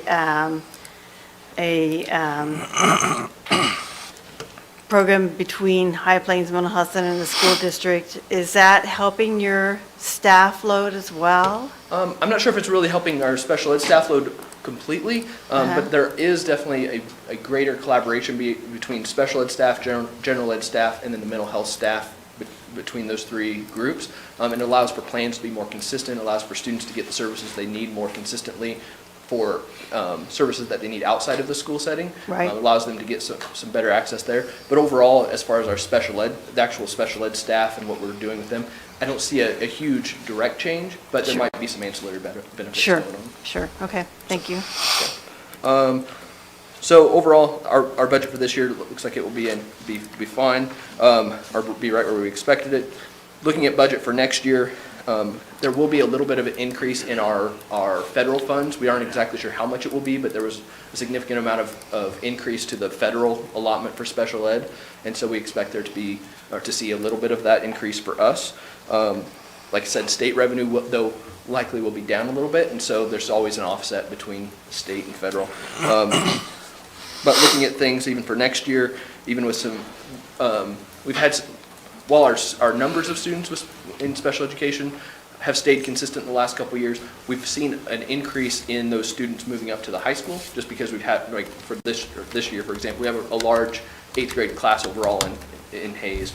That senior class is a little bit smaller, so as they go out and a bigger class comes in, that's just causing us to have to redistribute staff a little bit across special ed. We are actually having to add a couple staff members at Hayes High in order to meet some of those demands as well. And so as we are seeing some of those increases, we are looking at hiring some staff, also looking at hiring some additional support staff to help with behavioral and instructional coaching that all of our staff need. One thing we are seeing is, we've been able to hire some really exceptional staff, but we're also having to find, not all of those staff members are licensed in special education, so we have to use some alternative licensing, such as special ed waivers, limited apprentice licenses, et cetera. The staff that we have come in, they're excellent staff, but special ed is something that is pretty complex, can be kind of challenging, and so we're realizing we have to put a little bit more supports into those. So things like our new teacher academy, which helps get staff members oriented to what special education is and some of the regulations and the processes within that. We're going to continue to do that and make sure that we have the supports that we need for them.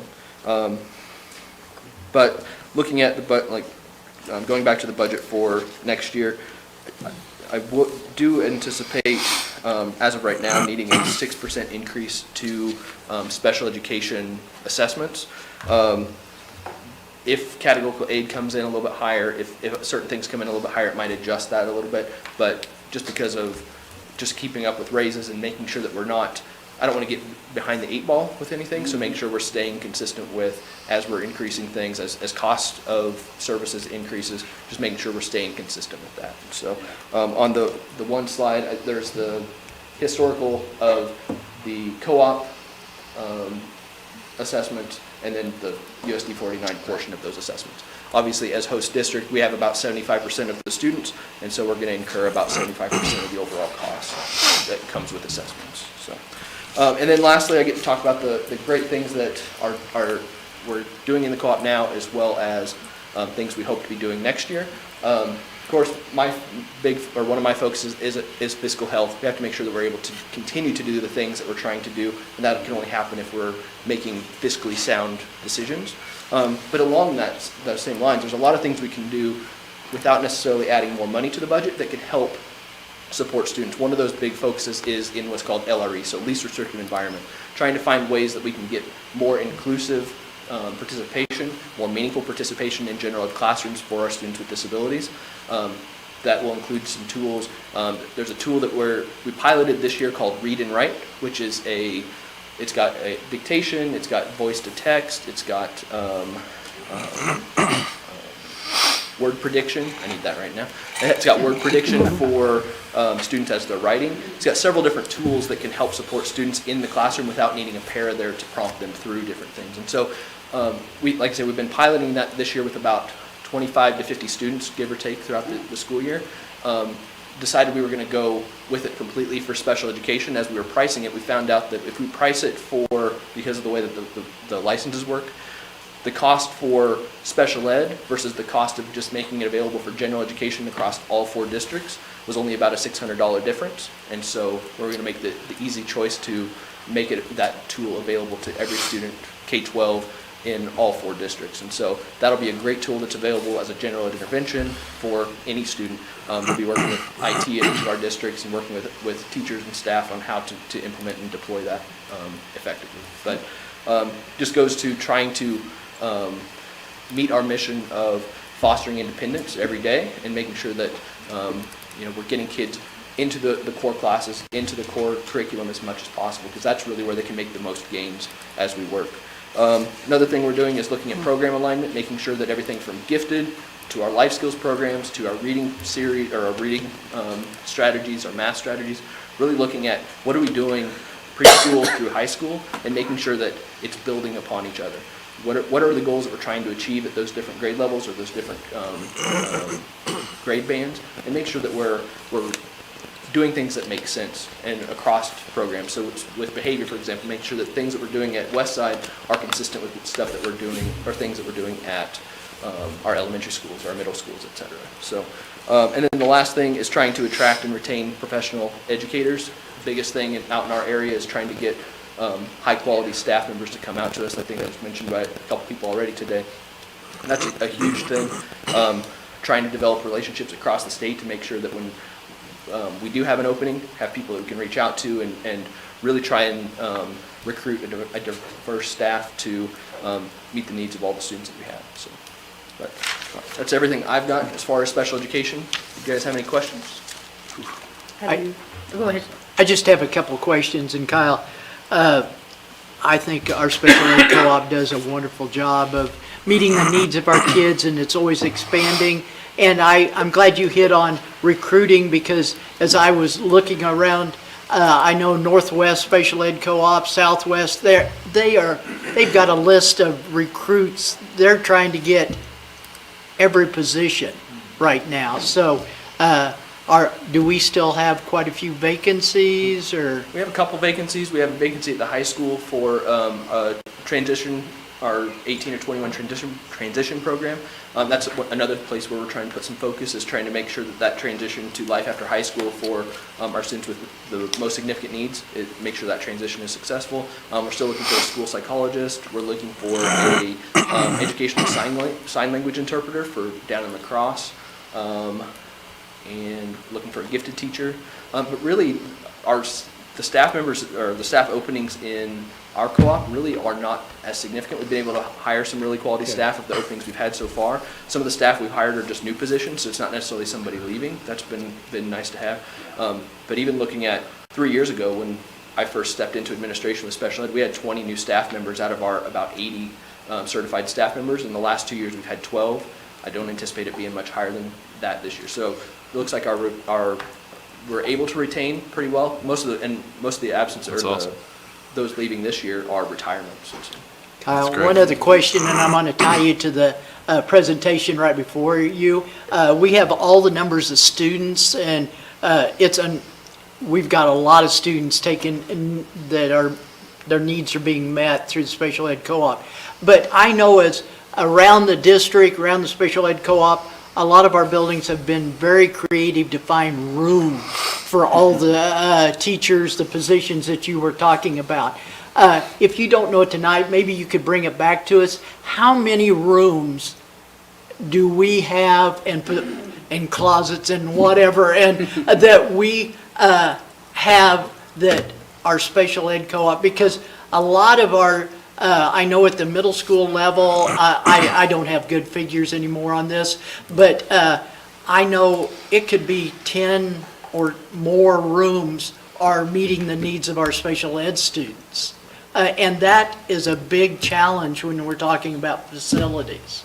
So if you could bring back to this group, how many rooms are being used not for the regular classroom, but for offices, PT, OT, all of the different needs of the special ed co-op? Absolutely. And space is, I mean, just like with everything, space is always a concern with special education, especially if we have a student that needs some individual support. Trying to find the space to be able to do that is definitely a challenge in some of our buildings. So, Well, thank you. I'll bring that information back. Thank you. Thank you for asking that, Craig, because that was on the lines that I was thinking. And if I'm understanding this correctly, students up, and so I'm on page 3, the final unduplicated. Yep. That one. Okay, so is it, am I understanding correctly that in theory, every student has a requirement of so many square feet? That you can kind of, but then when you start getting into programs that are more in special need area, that space is further. So it's, and part of the reason why I have this in my head is my understanding when I was in the 2013 Facility Needs Committee, that part of the awareness, and I know Marty and I've talked about it, but out at Hayes High, what used to be able to fit 1,000 students, there is now areas for adult bathrooms, changing stations with the pulley system. That takes a lot more square footage, I guess. And so I think that really does need to come into play, that it's not the same environment when we built that first school, because now the school districts have absorbed the responsibility of educating this population that may have gone elsewhere. Is that, I'm rambling, or is that, do you understand As what far I'm as saying? space, I mean, it all just depends on the students you have and the service you have to provide at any given time, and so that's going to ebb and flow as you have different students with different needs. But generally, like when you're thinking about, I'm just going to use early childhood for example, if you've got students with sensory needs or those, you generally need some additional space to be able to do that. And so maybe that eats up a corner because you've got a sensory space there to be able to, that maybe you didn't have a few years ago, as we didn't really know as much about that kind of stuff. And so it just kind of depends, I think, on the needs. But in general, space is always a challenge no matter where we are. So. Yeah, I mean, and Tammy and Craig, you're hitting on that, is our newest school building is 40 years old. So just go back 40 years, how we... But there wasn't integration to No, the level how we 40 served years ago sped as there is students now. 40 years ago isn't even remotely close to, I mean, what we do now is amazing. And it's really made, it goes back to being a champion for all kids, and we're serving those kids in all capacities. And so, I mean, that's our newest building.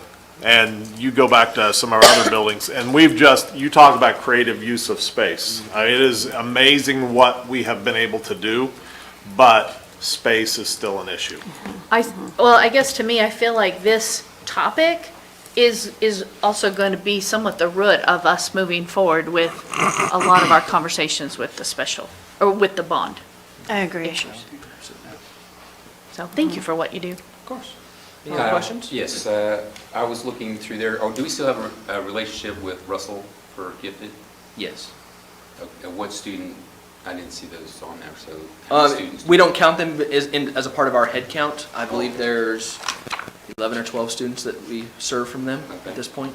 What is your biggest need, do you think? I mean, we talked a little bit about staff that are like speech pathology. Is there something that you are trying to find and you don't have, there's not people out there? Or you feel like you're in good shape in all areas, or?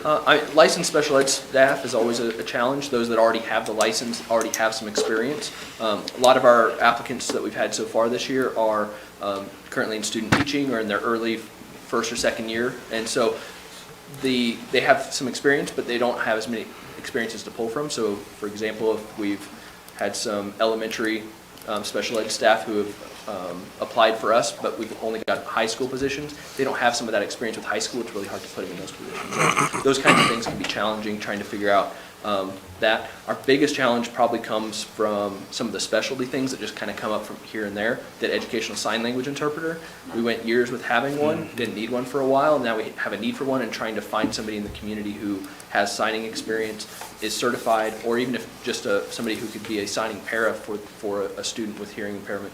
That's a real challenge. Some of those specialty things that, because luckily the state has worked really well with special education, so that if we don't have somebody that has a specific license, we can help them get to that license through the waiver programs, limited apprentice. But it's really hard for those specialty skills to take somebody that doesn't have that background and to be able to give it to them in a timely way. I know in the past we've had several that are in that apprentice, trying to get their license. Do we have very many now, or we just have just a couple that we're trying? We have a couple, but it's not. We've tended to go, one or two a year since they've introduced that program. It's been very helpful for filling some of our needs. We found some really great teachers that way, and it's a great path for somebody who's been a paraeducator before. They can take some of that experience, but like I say, it does take a lot of extra mentoring and support just to make sure, because from a para perspective to a teacher perspective, it's just a different perspective in the classroom. They know how to work with the kids, but some of the planning and support that they need, supporting other people that are working with those students, can be a challenge. And we work to develop that, giving great mentors to do that, but it certainly can be a challenge at times. So thank you. Great. Thank you very much. Just one quick question. With your one chart that has Hayes, Ellis, La Crosse, Victoria, and then the total numbers, under Hayes, we service the parochial schools, so their numbers are in the Hayes numbers. Correct, and that's a great point. We do have, because we do have staff members across the district, or across several buildings that aren't our traditional K-12 buildings. Of course, we have our alternative school. We have early childhood special ed teachers that work at the early childhood complex, as well as community-based services. We've got a teacher at KVC to support the students that are there, that come from other communities to get support there. And then we also have teachers and speech pathologists and school psychologists that support Holy Family and TMP that are on our staff. And all those students count towards these numbers there. So. Thank you. And again, those teachers, those special ed folks are at those schools. Correct. Yeah. The idea was that it's better to have them at the school there instead of bringing the kids to the There's definitely teacher. benefit when we're able Yeah. to have them there, when it works, because then less time is lost to travel. But it is a rarity. A lot of places don't have that, where the kids are bused from the parochial school to the public school. I think it's a great idea. Able to make it as long as we can continue doing it, it is it's a a challenge. good approach. Yeah. And it creates its own challenges as it does. Oh, yeah. So Kyle, those 11 kids you were talking about, would that be added to that 85? Of your As gifted, right, yeah, and because they go into the audits and counts for Russell, just like for the students that we have that have hearing impairments, just because that teacher comes and provides service for them, they don't go on the counts for NCK SEC up in Phillipsburg. But yeah, those 11 would count onto our numbers. Very good. Okay, good job. Thanks a lot, Kyle. Thank you Appreciate very much. the information. Thank you. All righty. Superintendent Wilson. Okay, real quickly, fun fact. I think you'll find this interesting. Okay. Tomorrow, well, if things have not changed since 3:30, if things do not change from 3:30 I need to until knock 8 on o'clock wood or tomorrow something. morning, tomorrow will be the first day since the start of school that we will not have anyone, staff or students, in quarantine. Tomorrow will be our first day for the entire school year of not having staff or students in quarantine. So keep our fingers crossed, we can keep that on, rolling. So thought that I would share that with the board, so. Fantastic. That's awesome. great. Yeah, probably. Sorry, guys, sorry. Yeah, jinx everybody. Some things I wanted to run by you real quickly. We had an announcement last week, big announcement. USDA has announced that next school year, we will be families will be receiving free meals again. Wow. For the second year. This is a huge deal, really is. And I think we can, it's a good deal for our families, but it's also good for our district. And I just wanted to highlight this because one of the things, we get reimbursed at a higher rate. We got reimbursed at a higher rate this year. They are reimbursing us at our summer meals rate versus what we normally get for during our school year. So it's been a good thing because, and that's only because food costs have increased because production has been down or was down for a while. So food costs have been up, and plus we have spent more money on just paper goods have went up.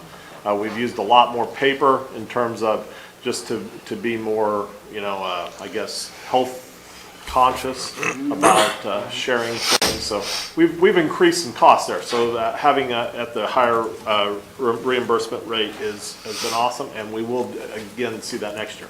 Some of the requirements will come back. They've relaxed those requirements for this year. We'll see a few more of those requirements that to be a part of the food service or the USDA program, free lunch, school lunch program. We would need to follow those requirements, and we will plan to. So just wanted to share that with the board. Our Roosevelt HVAC project we are just going great guns. Glassman Corporation has been working on the evenings, and the plan. Rusty and I met with the Glassman last week, and looks like they will complete all the classrooms most likely at the end of this week in terms of doing duct work inside the classrooms. And so they've been there in the evenings. It's gone really well. Starting once school gets out, that's when the big works will be in the hallways and doing a majority of the work. So now the one thing, just so the board knows, one of the things that we've realized is all our ceilings are going to be removed at Roosevelt in terms of, this kind of ceiling, suspended ceiling. This is a great opportunity for us to take advantage. And so we are looking at and doing some analysis in terms of cabling and what that, when we talk about network, we talk about fire alarm, we talk about our phone, all the cables that run above your ceiling that you never see. When you have these things torn out, it is much easier to run cable and get that taken care of because, like Scott and I were visiting today, we may never have those ceilings open again. You can still get to them, but to be able to just have full access to go and get things, this is, I guess to use an analogy, you got to cook while the kettle's hot, or skillet's hot. So this might be an opportunity, and what I guess I'm letting the board know is you probably will be seeing some quotes for some items based on what we're able to, after we do some digging in diagnostics in terms of what our cabling needs are. We'll be probably bringing some things back to you as a board, so that it's just because of the ability to have that ceiling open and get some things done while we have it open. So, but things are going really well there. Summer school fees, part of with the COVID ESSER funds, that allows us to, the ESSER funds that we will be receiving from the federal government, although we have technically not received ESSER 2, we have received our ESSER 1 funds. The plan would be to waive all summer school fees for all families And like I mentioned, we'll be doing a K-2 summer school, a middle school, and a high school summer fee program, or summer program. Also, we talked a little bit, I think it was mentioned, about school fees, and those, technically, ESSER funds cannot be utilized. There's no category that allows us to use ESSER funds to reduce our school fees. That just would not. I will plan to bring those school fees to you in June for discussion, and we can talk about what you guys want to do, and then we can, they'll be ready for July and enrollment in August. So, just this week, Chris and I met with the KSD audit. We had a new auditor this year for the very first time, Janice Taylor. We just had a Zoom call with her. Went through our audit. I told Chris I will have him present the audit when she gives us our completed audit, but she sat down with Chris and I and we went through it. And basically it's all good. I mean, we did have some things that we did lose in terms of losing students, not physically losing. We lost numbers, but in the end, we're up. So we gained. So that's always a positive. So we actually end up gaining about 5 FTE at the end. So that Chris will have a report for you next meeting next month. Awesome. Also last week we did meet with Rick Billinger, who is our senator from our district. The one had a really good conversation, and we really did appreciate Rick coming and sitting down with us. I invited Mike and Craig. They came and were part of with Chris, Kyle, Shannon, myself, and we grilled him a little bit, definitely, but it was good conversation. Some of the things that we tried to make sure that he understood is that I know it's always difficult, but he wanted to talk about all the needs that are out there, and that they need to look at every penny. And then I also was trying to understand why he would then vote for a tax cut, because we just came off of 8 years where tax cuts really affected our education in terms of a plan that was a failed experiment in the state of Kansas that cost our, especially in education. So we also talked to him a little bit about diverting our public tax dollars to private schools, and we just said please do not link those public dollars for private school tuition. And we also talked to him a little bit about diverting the COVID funds, which it's supplanting, taking that ESSER funds and replacing some of our general fund budget. We just tried to get those things across. So good conversation. Once again, you never know exactly what the end result will be, but I do feel good about having the ability to I guess, say our piece, and everyone had an opportunity to talk to us. I'm just curious, did you reach out to him for that appointment, or did he reach out to you? Yeah, I did. Yeah. Thank you for doing that. Yeah. I've been bugging him pretty consistently. I've been bugging all our local representative and senator, trying to explain why I feel about some of the votes and why I don't feel that that's where it's helpful to us. And at least Senator Billinger did acknowledge me, so I do appreciate that. Good. Yeah. And that's it. That's all I got. Unless you have questions. Thank you. You were talking about food service. I was glad to see Jessica put out her food service plan for the summer. Will be run through Yes. again. Yes. Well, it'll look very similar to last year. And you need volunteers again? I don't believe I don't think. It was only community volunteers for the spring semester, but the time. summer was. Yeah, just school. Oh, I see, was paid for, okay. And just Okay. one other question, summer school, I'm glad we're doing it.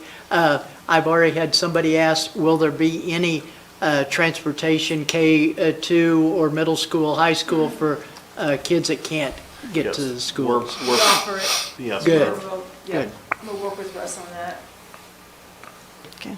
And part of the summer school plan program is to get kids kind of caught up for next year? Is that the idea? That's the start. I mean, I don't think we can do it in the summer, but it's something we have to offer. Part of the And idea. hopefully we'll, and it sounds like we'll have some kids and families take advantage of it. Good. And also just appreciative of our staff who've also stepped up and said they'd be willing to do these things during the summer. All right, very good. Thanks, Ron. Appreciate it. I have a question at your report.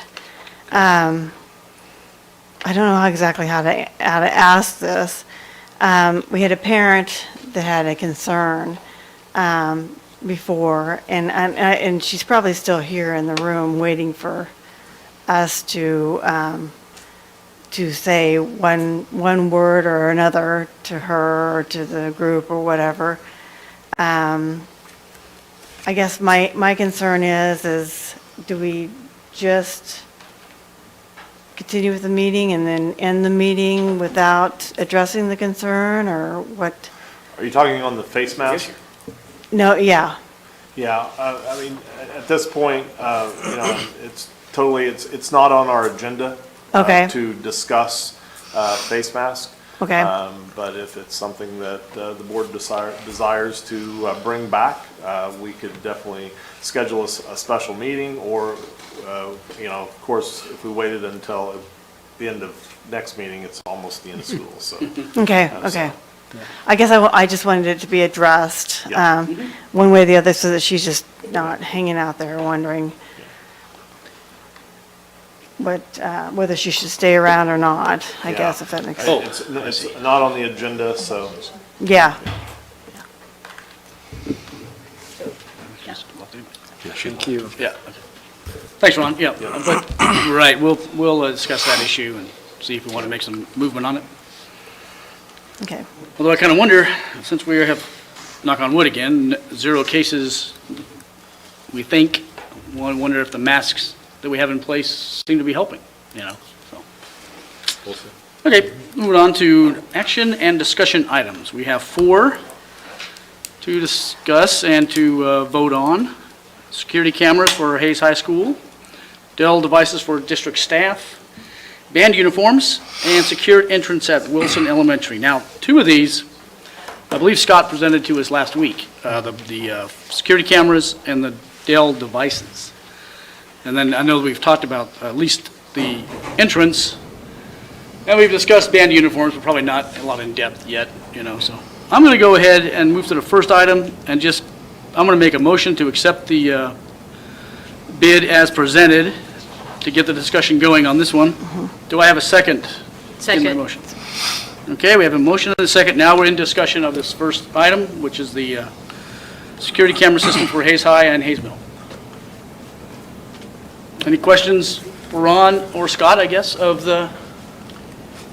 Scott, is this basically, set to basically, are you looking at the cameras in like a 5-year plan, or what's the actual, as far as quote-unquote replacement of these down the line, or? I don't know that we've really looked at, lifespan or when that replacement come around. The current system that's out there. I know, yeah, I knew some of them have been around for quite some time, so. So I think probably your question's aimed more at maybe not getting to 20 years on this system. That would be good. Maybe, is there an average lifespan that you look at? Typical cost of ownership is done on a 7-year basis, but technology-wise, it's going to be technology and expectations. So Sure. Technology is always going to jump, expectations are always going to change. So there has to be a balance there. So 7 to 10 years would potentially be a time frame for you to kind of earmark and think about. I mean, I think definitely when we get into that time frame, that's something we can look to work into the rotation. Scott, not a question about you did a good job of presenting that, all the information about it last time. Is it still a go if we say it's a go? Can it still be installed over the summer? That's the plan. I think, yeah, that was kind of getting it in this timeline is so we can, still get equipment ordered, get it in over the summer. Okay. So we'll get a commitment unless something really big happens, that it will be in by the time school starts? I mean, I'm going back, I'm thinking back through that RFP. I can't remember if we actually had a deadline in there. I want to say maybe it was the week prior to school starting, but yeah, that is going to be contingent on manufacturing and delivery of equipment. That's, for a lot of stuff I'm ordering right now, it is. Maybe a deadline would be good, but if they can't meet it, they can come back and talk to us about it. Yeah, I mean, definitely, if any of that changes, we will, be very open communication on that, and keeping everybody in the loop. We do like to be informed, so that's good. I guess I have one other question, I guess probably more aimed towards Ron and Chris. From due to the fact that this is $149,000, where does that, from a budget standpoint and everything else we have in place, we're still setting. Scott and I spent a little time this morning actually looking through that, and where we've been lucky with the interest rates being so low that the financing on a couple of projects, we haven't had the big, have to write a check for a couple of different things with the Dell purchase last time around and the iPad purchase before. So it leaves us actually with this purchase that we weren't necessarily planning on, puts us about right in budget where what we would normally spend in a year on technology rotation things. So it worked out in our favor to be able to finance a couple of the other projects. Because this will be this budget. Yes. Okay. Okay. Yeah, like we had talked about at Roosevelt, we're looking at some stuff that would end up being out of next budget, even if it gets done during this time with the roofs are on, or the ceilings are out, but these camera projects are coming out of this year. And if you remember going back to, I think, January is when we talked about our 5-year capital outlay plan. That we included Hayes Middle School and Hayes High for security camera replacement. Then the plan would be next budget year to get all 4 elementaries and some of our outlying buildings taken care of. Scott, I may be jumping the gun here, but down 2 or 3 issues is the secure entrance at Washington, or at Wilson. Will we be looking at cameras for that secure entrance immediately after construction? Right now, there's nothing I would say new and planned for that. When I walked the building, I met Rusty over there with the engineers. We looked at that. I think there are a couple of the existing cameras in that kind of front entry area that we can either pull out into that new foyer or redirect to cover. If Two open, we can add 2 additional. I think we talked about doing that, maybe to the bank that we have 2 free. And absolute worst case on it, if we find we're in a spot where we can't quite get a cable to, or we don't have that room to add in, we have been running a standalone camera out at Hayes High to watch some vandalism potential out there. But that is just sitting there storing on an SD card, so we do have an option. We could kind of get through that interim point of systems. Thank you. You good? I just had one other question for you. As far as, I think you addressed last time, the warranties on this they were 5 years, was that right? Yeah, five years, MVR 5 years on the camera equipment. Okay. Thank you. All right. Any other questions for Scott or comments? I just wanted to point out there again, we are, as far as number of cameras, increasing coverage, and that was walked through with both building principals to really highlight and find those dead spots in the building, so we should have ample coverage going forward with these. Well, I assumed you would have, but that's good to point out. You guys are the experts, so I'm assuming that you got it. Okay, I'm going to go ahead and call for the vote. All in favor of the motion, please say aye. Aye. Anybody opposed? Anybody abstaining? Okay, motion passes 7-0. Please vote electronically the same way. There we go. Very good. Next item is the district staff replacement devices. Another item we talked about, I think, last meeting. The vote, the bid.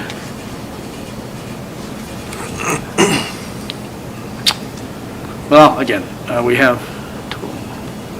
this is the 82, $82,239. Yeah. Since we talked about this before, I'm going to go ahead and just jump right in and move to accept the bid as presented. Do I have a second? I second. Okay, Lori, thank you. Now we'll have discussion.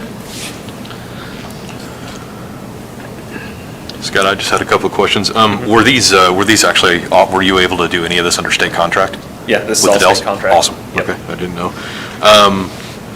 As far as the, and I guess part of it probably depends on cost, did you feel the accidental damage was needed on staff devices, or have we normally done accidental damage on staff devices? I know student stuff we normally have. Students we have, I just saw that was written in on all those, and I didn't know if that was really for a desktop off the other piece there, or the other ones was really needed. when I talked to him, he's going with that Pro Support Plus, so it's just part of that plan. It's just included? Yeah. Okay, Yeah, okay. it's not necessarily, I guess, something we need, but since it comes with it, I thought, Gotcha, why not? gotcha. Coffee cup tips over on desk, you never know what happens. Take care of it. And the only other one I had was on the monitors. Are the 27-inch monitors a definite need? It just seems like, you're spending $3,200 extra to go to. The reason on that, and I think I shared at last meeting, there wasn't a need for monitors. The way I was getting around that, when we went back and tried to price out the Dell, or the dock portion, they're on national back order. There's some part shortage for that dock. So what they could sell us were the 27-inch monitors with the dock in it. Otherwise, we're going to be about a 2 to 3 month back order just for the docks. So, 27-inch monitor is probably a little big, but since it came with that dock, and when I did the price comparison on what we'd spend on a dock and to buy a 27-inch monitor on top of it, you're coming out that you'd be about $80 for a 27-inch monitor. And you can't find a 27-inch monitor for $80 out there. So it's still I think overall we're coming out ahead on the cost there. But that's why the addition of the monitors and. Gotcha. Thank you. I said, he just needs to say the administrator, you're getting old. Yeah, I don't want shoes flying at me. Scott, the old equipment, like even if the cameras, are you saving those to help in other buildings and stuff? Or what happens with that, plus the old computers, what's your plan? So on the cameras, talked with John Conger in maintenance today, and he did express, he wouldn't want to go around. We wouldn't have a place for all of those cameras coming out, but he would want some of those to kind of keep the other systems alive. If, in the next year at the elementary schools, we do have some camera issues going out. We could cut those over. Same for computers. Really, kind of the thought, there's a larger number of desktops here, and what that is, there is some staff through the district that we've had on laptops, and we found it more cost effective to cut over to desktops with them. So what we'll take is the laptops that are out there now, reload Windows on them, and then they'll go into HR, payroll, business. We'll have a loaner device in each one of those departments if they head out for a meeting or something. Instead of getting everybody a laptop, we're just going to repurpose those into loaners. The desktops that are currently being used are a match for the labs at Hayes Middle and Hayes High. So we'll use those as either parts machines to support those labs, or as enrollment grows, those labs are always in need of a few more machines, so we'll get them back in and functioning. And that's one thing I don't know that, is just a side project I'm addressing, but with those labs, we'll work this summer to put solid state drives and upgrade the RAM in those, so try to extend the life in those, and that's where those machines will play a part in that. Okay, thank you. Great, yeah. Any more questions? Any more discussion? You want to add anything? I'm good. All right, I'm going to call for a vote. All in favor of the motion regarding the staff devices, please say aye. Aye. Anybody opposed? Anybody abstaining?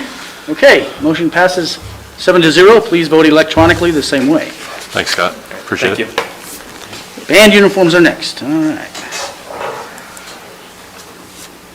Now, we talked about this back in January, and so I don't think it's a big shock that's coming to us, but I don't think we've talked about it since then. Yeah, I'm going to let Chris talk about Oh, yeah, sure. Okay, go ahead. In January, we talked when we laid out our capital outlay plan. Since then, Mr. Romey spent a lot of time, Mr. Straub also, working with local vendors. We finally, basically, it took us a couple of tries to make sure we got all of the bid specs correct. And so there's been a long gap from the last time we talked about it, but we've got our bids back. We were happy to see we got bids, 2 different vendors, 3 different options. So one of the vendors gave us a couple of different options.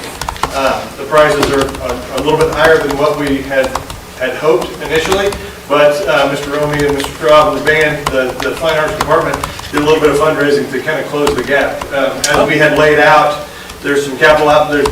Funding sources are varied in this project. So in the foundation, Mr. Straub had some money that he's been saving up for this project. We've had 20 plus years to do it, so they've got a pretty substantial amount of money there in the foundation through previous donations and projects and things like that. There's some activity funds, there's some capital outlay money that's going into it on the boards we have, and then they took the initiative and raised a little bit of money when we saw that the bids were a little bit over what we had initially anticipated they might be. I would recommend, I know it has been a long time since we talked about it, but really the bids are in. They're the 2 bids that we got. I don't know that it's going to change much. So be happy to answer any questions or let the experts answer any questions as well. But we're pretty excited about option B from Stanberry. I think it seems like a really quality, sharp-looking uniform with some great accessories added in. A couple of things that I think will make them stand out for hopefully maybe not another 22 years or 23 years or whatever. Hopefully we get to do it before then again. But I think we're in good shape. It puts us in good shape for the band department for the next many years anyway. Very good, very good. Good. I like how the students and staff have been part of the decision. So that's neat to get them involved. Yeah, Mr. Rowan's done a great job. We had pictures of the kids modeling different, big kids, little kids, looking in the different uniforms and what they've landed on, I think looks sharp on everybody. That's great. Well, I did my own little study. I contacted 4 alumni from Hayes High that were band members, my kids. And they're all graduated by now, but Hannah, Max, Grace, and Ivy all gave it a thumbs up, so I'm sold. Yeah. Well, and a lot of alumni put their money where their mouth is too, and help shell out some dollars. So excited to be able to do it. It's not like a lot of the other athletic uniforms that maybe get torn up, and it's also something where they've just done a really good job of taking care of what they have and stitching together multiple uniforms and hemming it in and adding panels and doing all kinds of things. As a matter of fact, when we were trying to decide, okay, if we're going to have these for another 20 years, how many do we buy? And they couldn't even come up with a number of what we have because they've been skeletoned so many times, and 2 turned into 1 and 1 turned into 3 and all of these things. So I think, like I said, I think all the work that they've done, I think puts us in a great shape for those kids for several years, many years. That's great.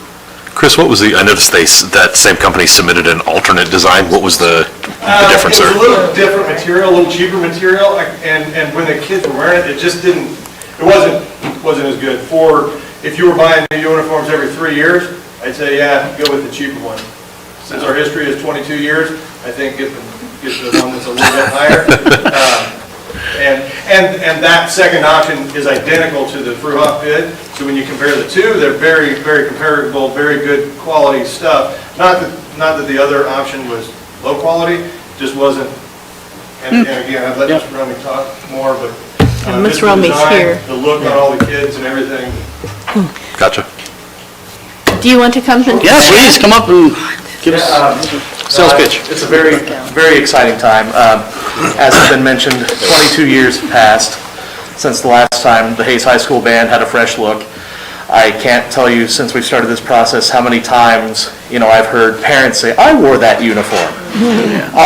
And I think probably one of the biggest reasons to move forward with this that I cannot overstate is how devastating it is for a student that wants to be in band, and we don't have a pair of pants that fit this person, and we have to stitch 2 together just so that they can fit into a pair of pants. I mean, how do you think that sits with a kid's ego that, oh, sorry, our biggest pair of pants is 8 inches too short around the waist? And it's not that the uniforms we have were bad quality. They've held up exceptionally well.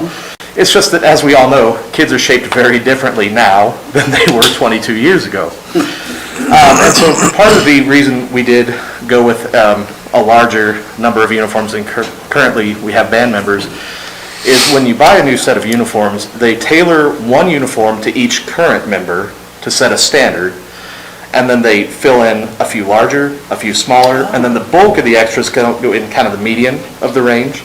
And so that way we're set up for growth, where maybe 5 years from now, if we have, someone who's 6'8" in band, they're not going to be rocking high waters. The other thing that I really want to press here with these new uniforms that I'm just so blown away by is how lightweight they are while not compromising quality. We've been fortunate that we haven't had a lot of issues with heat and kids passing out, but we have had a handful. And conservatively, these new uniforms are about half the weight of our current uniforms. Much more breathable material. It's not wool, it's not moisture absorbing, it's moisture wicking. And all of this comes together to create just one, a really sharp, modern looking uniform that's going to hold up for years, and two, is going to help encourage students to, one, be in band, and two, not be afraid of uniform tryout. Matt, how about your storage and security for them? Do you have a plenty of space for that? Or We do. is that what you need? No, we have a set of closets that are under lock and key at all times. I have the only key to that, and the only time those are unlocked is when it's time to check them out or turn them in. So we keep those literally under lock unless we need them. We check them out, we get them right back, take care of dry cleaning. No, we're set very well for that. Good. Thank you. Kind of went along with the storage. I love watching them at the football game and the halftime gets over with or whenever. How do you store those out at the football field? Do they take them, or how do you deal with that? So our current system, no, it's all good. We do have the students take the uniforms to and from Field Stadium. And what we've actually used is there's a chain link fence right along where the band sets up. And so the uniforms are either on and they are not to eat or drink or risk any sort of spills or stains. And then when they are taken off, they are put back on the hangers, on site. We're getting after them. I've got a very dedicated crew of section leaders and student leadership that help oversee that. And part of the reason our current uniforms have held up so well is we're sticklers for taking care of them. And so they're on the hanger. You won't see them laying around the track at Lewis Field, I promise you that. Is this something, if we were to go through and move forward with this, you'll have these for next year then? Yeah, so the current delivery schedule is 90 to 120 days with a pilot uniform upon approval within 21. So we would have them in plenty of time for the fall, and I think it would be very exciting. Cool. Great. Great. Any other questions? Well, thank you for your Thank you. work on Thank this. you. Yeah, thank I you. appreciate it. And you wore those uniforms, so I know it's been around. All righty. The amount of work that went into it, I want to give a kudos to both Mr. Romy and Mr. Straub, because none of the three of us have ever bid band uniforms, and it sounds like it should be kind of easy. And we found out that, 89 pages later, it's a little more complicated than we had anticipated. So thus the amount of time it took to get from our first conversation to having these bids to the end. So, Chris, so the breakdown of capital outlay, foundation, activity fund, is that here, or? No, I don't have that necessarily laid out. We've been going back and forth, but suffice it to say, all hands were on deck. All different funding sources are playing pretty evenly. The lion's share was what's in the activity fund. I don't remember the dollar amount. I would guess a third of that amount will come from money that had been built into the foundation over the years. Yes. That sounds great, because everybody's got, kind of like they say, skin in the game on that. Very much so. So the one you are recommending is the option B, which is $59,136 or $57,361.92 with the 3%. So, and I would recommend that we do just all at once, that way we get It'll be one check from the district. We do the accounting on the backside, but I would recommend take advantage of the 3% and the payment on the loan. Okay. Okay. We haven't had a motion, have we? I'm going to go ahead and move to accept the Stansbury uniforms, option B. Second it. All right, thank you very much. Any more discussion? I don't think we need any more. I'm going to call for a vote. All in favor, say aye. Aye. Anybody opposed? Anybody abstaining? Very good. Motion passes 7-0. Please vote electronically the same way. When you can. Very good. All right. Now, next item is the Wilson Elementary secured entrance. We have talked about this before. I don't remember specifically if we talked about the bids or not. Ron, do you want to throw anything at us? This is the first time you're seeing the Okay. bids, but we have discussed this Okay. several times. We had the bid opening last week. We had 2 bids from local construction companies, commercial builders, had the low bid.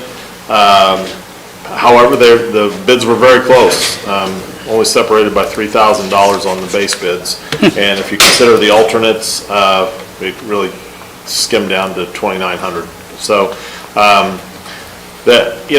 as far as just a summary, I think it's a theme. We all thought the quotes were maybe a little higher than we'd wanted to see, just like band uniforms. But there's just lots of factors, and part of that is materials cost is coming in a little higher as production has been slowed to regain steam since COVID.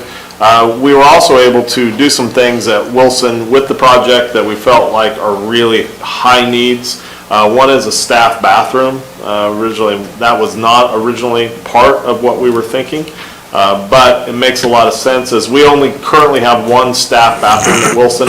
We would add another staff bathroom. If you think of the number of staff there, to have 1 staff bathroom, it sometimes can be quite a line. So this will be a great help with getting staff the opportunity to use their bathroom, because they're limited in terms of how much time they have to use those restrooms. Also, just the HVAC configuration, as we look at adding on to the front of this, currently what is Wilson, we're looking at HVAC in terms of long-term. And so we are adding the HVAC package that will most likely or will match what we will put in later, because Wilson is on our schedule to update the HVAC. So we won't be putting in something old that we'll be ripping out, when we update. So that did add some cost there. So as you can see, I don't know if you wanted to pop up, Jess, you want to pop up that picture real fast of the entrance? I think it's a nice looking, addition to the front. That is everything you're seeing there is currently outside of Wilson now, that will be added on to the front of Wilson. It will be a nice, secure entrance, and very aesthetically pleasing too. So really excited about this. Would like the board to take action tonight to approve this bid from commercial builders for $782,100. This can get the ball rolling. We're still going to be very tight. I can't sit here and tell you that we're going to be done by the start of school. Materials are delayed. It's going to be a fight to get all our materials, but we'll do our best. And if we can't get it done, I still think we have the availability to move kids and enter and exit from a different area, and we can still be working on this project during the school year if needed.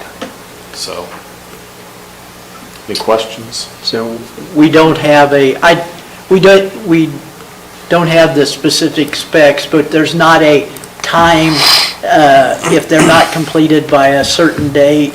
No, we didn't put anything in the project as far as that. Of course, that would have raised the price if you put deadlines in. And I don't know if anyone can probably hold to having it done by August at this point, because there's just too many unknowns with a lot of the materials.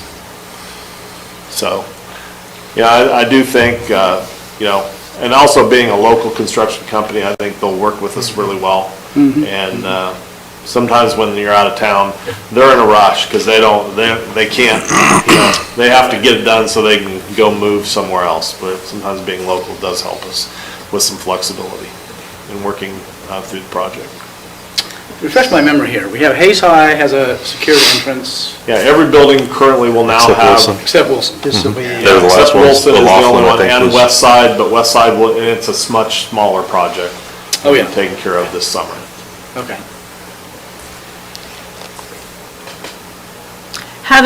I'll just add this last, from 2013, when we were doing the facility needs, our charge was to actually go and think about more of the classroom size, student-teacher ratio. And we had tours done, and we realized we wanted to step foot into every building.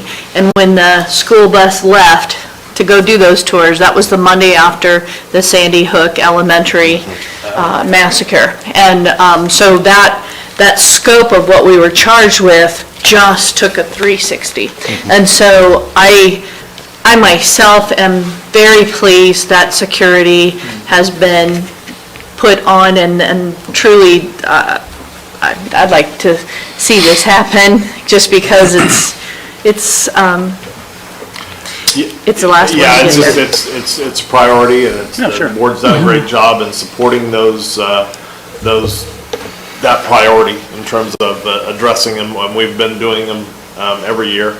This is by far definitely the biggest. It's just the way Wilson was configured. Yeah, sure. But, and this is, we haven't talked a lot about this, but this is a benefit. It's going to create some additional space. If you've ever been in the Wilson office, I have no idea what the architect was thinking or what the school board, I don't know if the school board squeezed it down, whatever.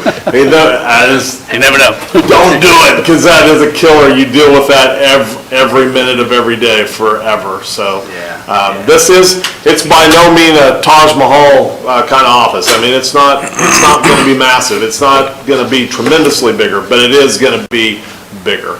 So. And safe. Pass-through versus Right. one way in. one Yeah. way out. Yeah, I think the flow of traffic will be better, and we should recognize that 489 Foundation. That's what I was just gonna say. Yeah. The auction and stuff. We've been able to keep this timeline and say that this will complete the safe and secure entrances without the support of those stakeholders through the foundation. So those of you who serve on that board and are part of that, thank you.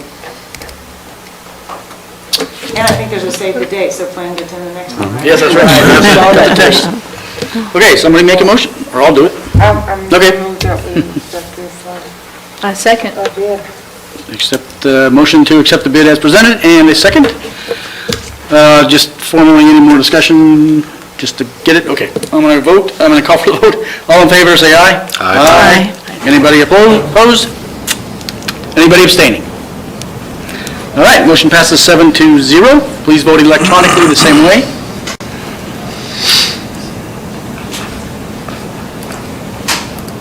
And just going to start really staring at them and breathing down their necks, they'll feel really compelled to get it done. I know, right? Okay, very good. Okay, next, board discussion. We have two items here. I have some announcements, but I'm going to go ahead and ask about future agenda requests. Future meeting agenda requests. Something that you might want to bring to a meeting in the future. Anybody? I just want, Ron, I don't think this needs to go at next meeting, but just something for the board if you're looking at agenda requests. Mike and I were on a conference call with the board president from Russell the other day with KSB, and they were talking about the retreat that they do in June or July, and spend maybe a half a day with KSB helping talk about the goals and everything, and a half a day just with the board. I don't know if that's something that us as a board and a district, we want to look at down the road this summer or whatever, but I just wanted to bring that out. The Russell School District said it was very beneficial for them. If I recall correctly, they had, of course, the key administrators and the board, but I think they might have brought in some of the division leads or... Right. Especially for the half a day when... Yeah. KSB was. Kind of, and I think one advantage of it was just throwing ideas around that we normally don't have a chance to chat. That was done a number of years ago. KASB came in. In fact, we met out at the museum in the room out there. Common thing. And went through from there, and we were there for pretty well most of the day, so. Okay. It's just a thought, I just wanted to Yeah. throw that out. Yeah. I think it'd be a great idea. And you're right, we've done the boards, COVID kind of hit us, but yeah. Anything else? Okay, next item is me, announcements. Got three. We received a letter from a constituent concerning alcohol and substance usage among students and asking us to promote awareness and safety, especially with regard to graduation parties, etc. So I just want to let people know that we did receive a letter and we appreciate it, and the administration does do a good job of promoting safety, and we probably just need to remind everyone once again. Anybody? Okay. Second is we have, talking about the evaluation. Mr. Ron Wilson was hired as our superintendent in the summer of 2019. As with any new superintendent, the board is required to assess job performance once a semester for 2 years. We have done so. I want to report to teachers, students, staff, and the public that Mr. Wilson scored very highly, or as highly as possible, on the majority of the 22 indicators and 9 job expectations used to assess his performance. In short, the majority of the board finds that Ron is doing a great job. He has maintained a positive attitude as he continues to guide the district through the COVID-19 outbreak. We recognize Mr. Wilson's efforts to improve the flow of information to the board and for improving the culture of the district. Speaking for myself, it's been a real pleasure to work with you. So we will review the actual report that we put together later tonight. But thank you, Ron. That's it. Thank you very much. Thank you. Excellent. Blessed to be a part of this district. Good. Okay, 3, negotiations. It's that time of the year again. Negotiations have begun for the 2021-2022 school year. The board's negotiating team met with the local members of the National Education Association last week. I believe we had a productive meeting, and I look forward to continuing that process. This leads me to our 2 executive sessions for tonight. The first, we will give an update to the board about the negotiations, and the second one will be discussing the assessment we just completed. I forgot to mention early on that I don't believe we're going to have any action after our executive session meetings. Okay, so I move to enter into executive session pursuant to the Kansas Open Meetings Act for matters relating to employee negotiations, whether or not in consultation with the representative or representatives of the body or agency, in order to protect the district's right to the confidentiality of its negotiating position and the public interest. Those invited to attend this executive session meeting are the superintendent, both assistant superintendents, our director of special education, and our board attorney. That's it. Let's meet back here in this room at 8:55. Give you guys 5 minutes to take a break and then come back? You might put 15, just in case. Okay, Yeah, all right. 15. Okay, 9 o'clock. Come back here at 9 o'clock. No, this was the I was start. thinking for. Oh, I'm sorry. I just meant want to give people a chance to run to the... No, not 15 minutes. No. Okay, I'll go back to my original idea. Let's meet back in the room at 8:55. And then we'll need, what, 15, 20 minutes For negotiation. for the discussion? 15 probably would be good. So then this executive session will end 5, 10, 15. So 10 after 9. Do I have a second to my crazy motion? Okay, thank you. Any discussion? All right, all in favor, please say aye. Aye. Anybody opposed? Anybody abstaining? Okay, motion passes 7-0. Please vote electronically the same way.